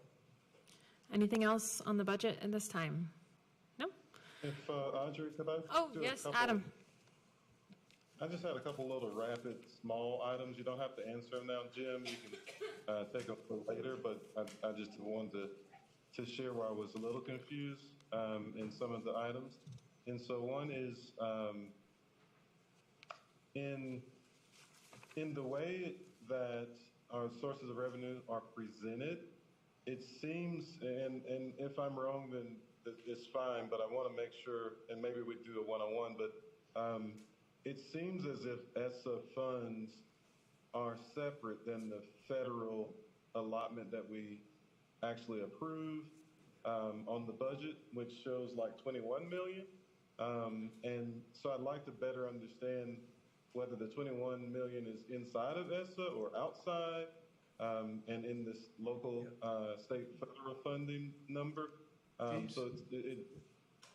These numbers right here represent the three funds that you have to approve. So this, inside this is going to be the general fund, the debt service fund, and the food service fund, and all of this local, state, and federal funds within those three funds. So as an example, the $21 million in the general fund is included in here, okay? But it does include any of the funds that are over here, okay? All of the IDA, ESSA funds, doesn't include any of those. So it's the total revenue source for the three funds that you have to approve: the general operating funds, the debt service funds, and the nutritional funds. That's here, and that's the same thing for the budget next year.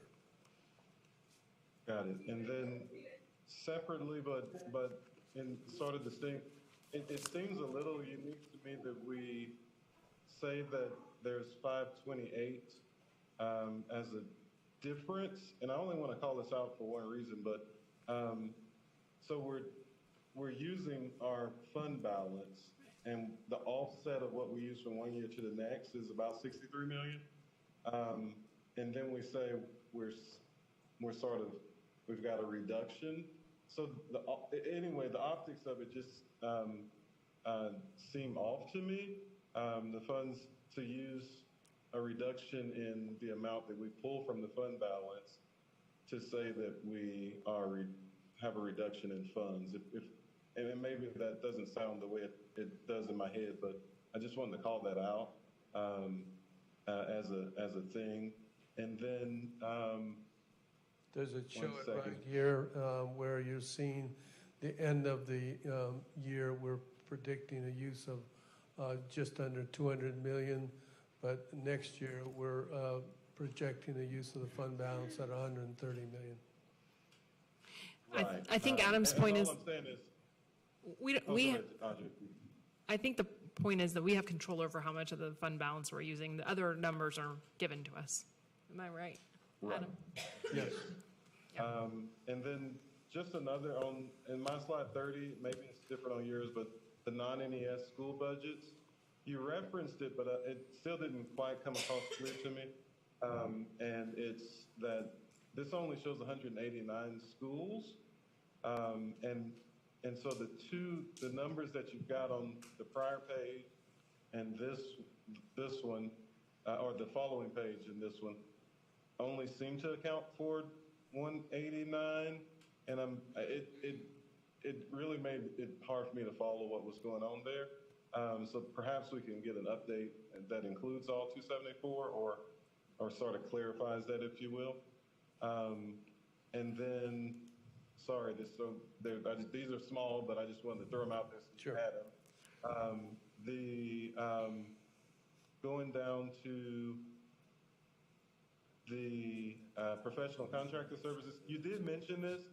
I don't see it, but the $50 million in cuts to pay for NES, I don't really see where it flows, because that was part of the promise as far as how we were going to pay for NES in this year, and so I think some of that could be culled out a little bit more, and an assistance to help kind of understand that better.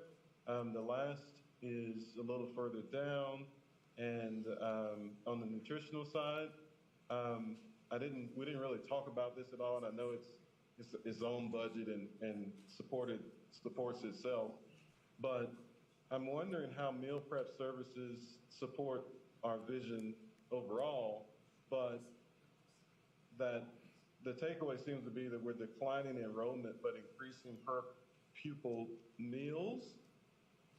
And I don't know that whether or not the budget shifts based on enrollment or what shifts our nutrition funding, whether it's enrollment or ADA or what have you. But if later we could get a little bit more on why we're increasing the number but reducing enrollment and how that works. Based on the number of meals served. So you might have, right. Yeah, okay. So sometimes you have more participation than in other years. Got it. And then the very last question is on the self-funded insurance. It will be helpful if we had a little bit of exposure to the claims experience in 2020 and beyond, to see kind of what the major increases were year to year, and what is driving that behavior, whether it's the mental health trend or something else, so that we could better understand what our risk exposures are there. This change right here in total operating expenditures, you notice it went down almost $20 million. And that was the effect of the claims from COVID. And so we got a rebate back and were able to reduce that expenditure. So this is,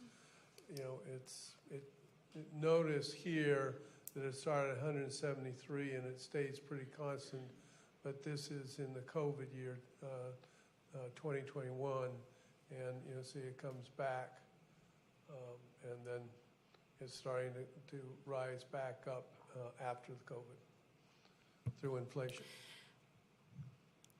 Okay. Yeah. And then, anyway, that'll be helpful if we can have a little bit more exposure to that, because it seems like the fund balance we've got for our self-funded count is one of those things that should be considered pretty regularly, ensuring that we've got sufficient protection there. So you're absolutely right.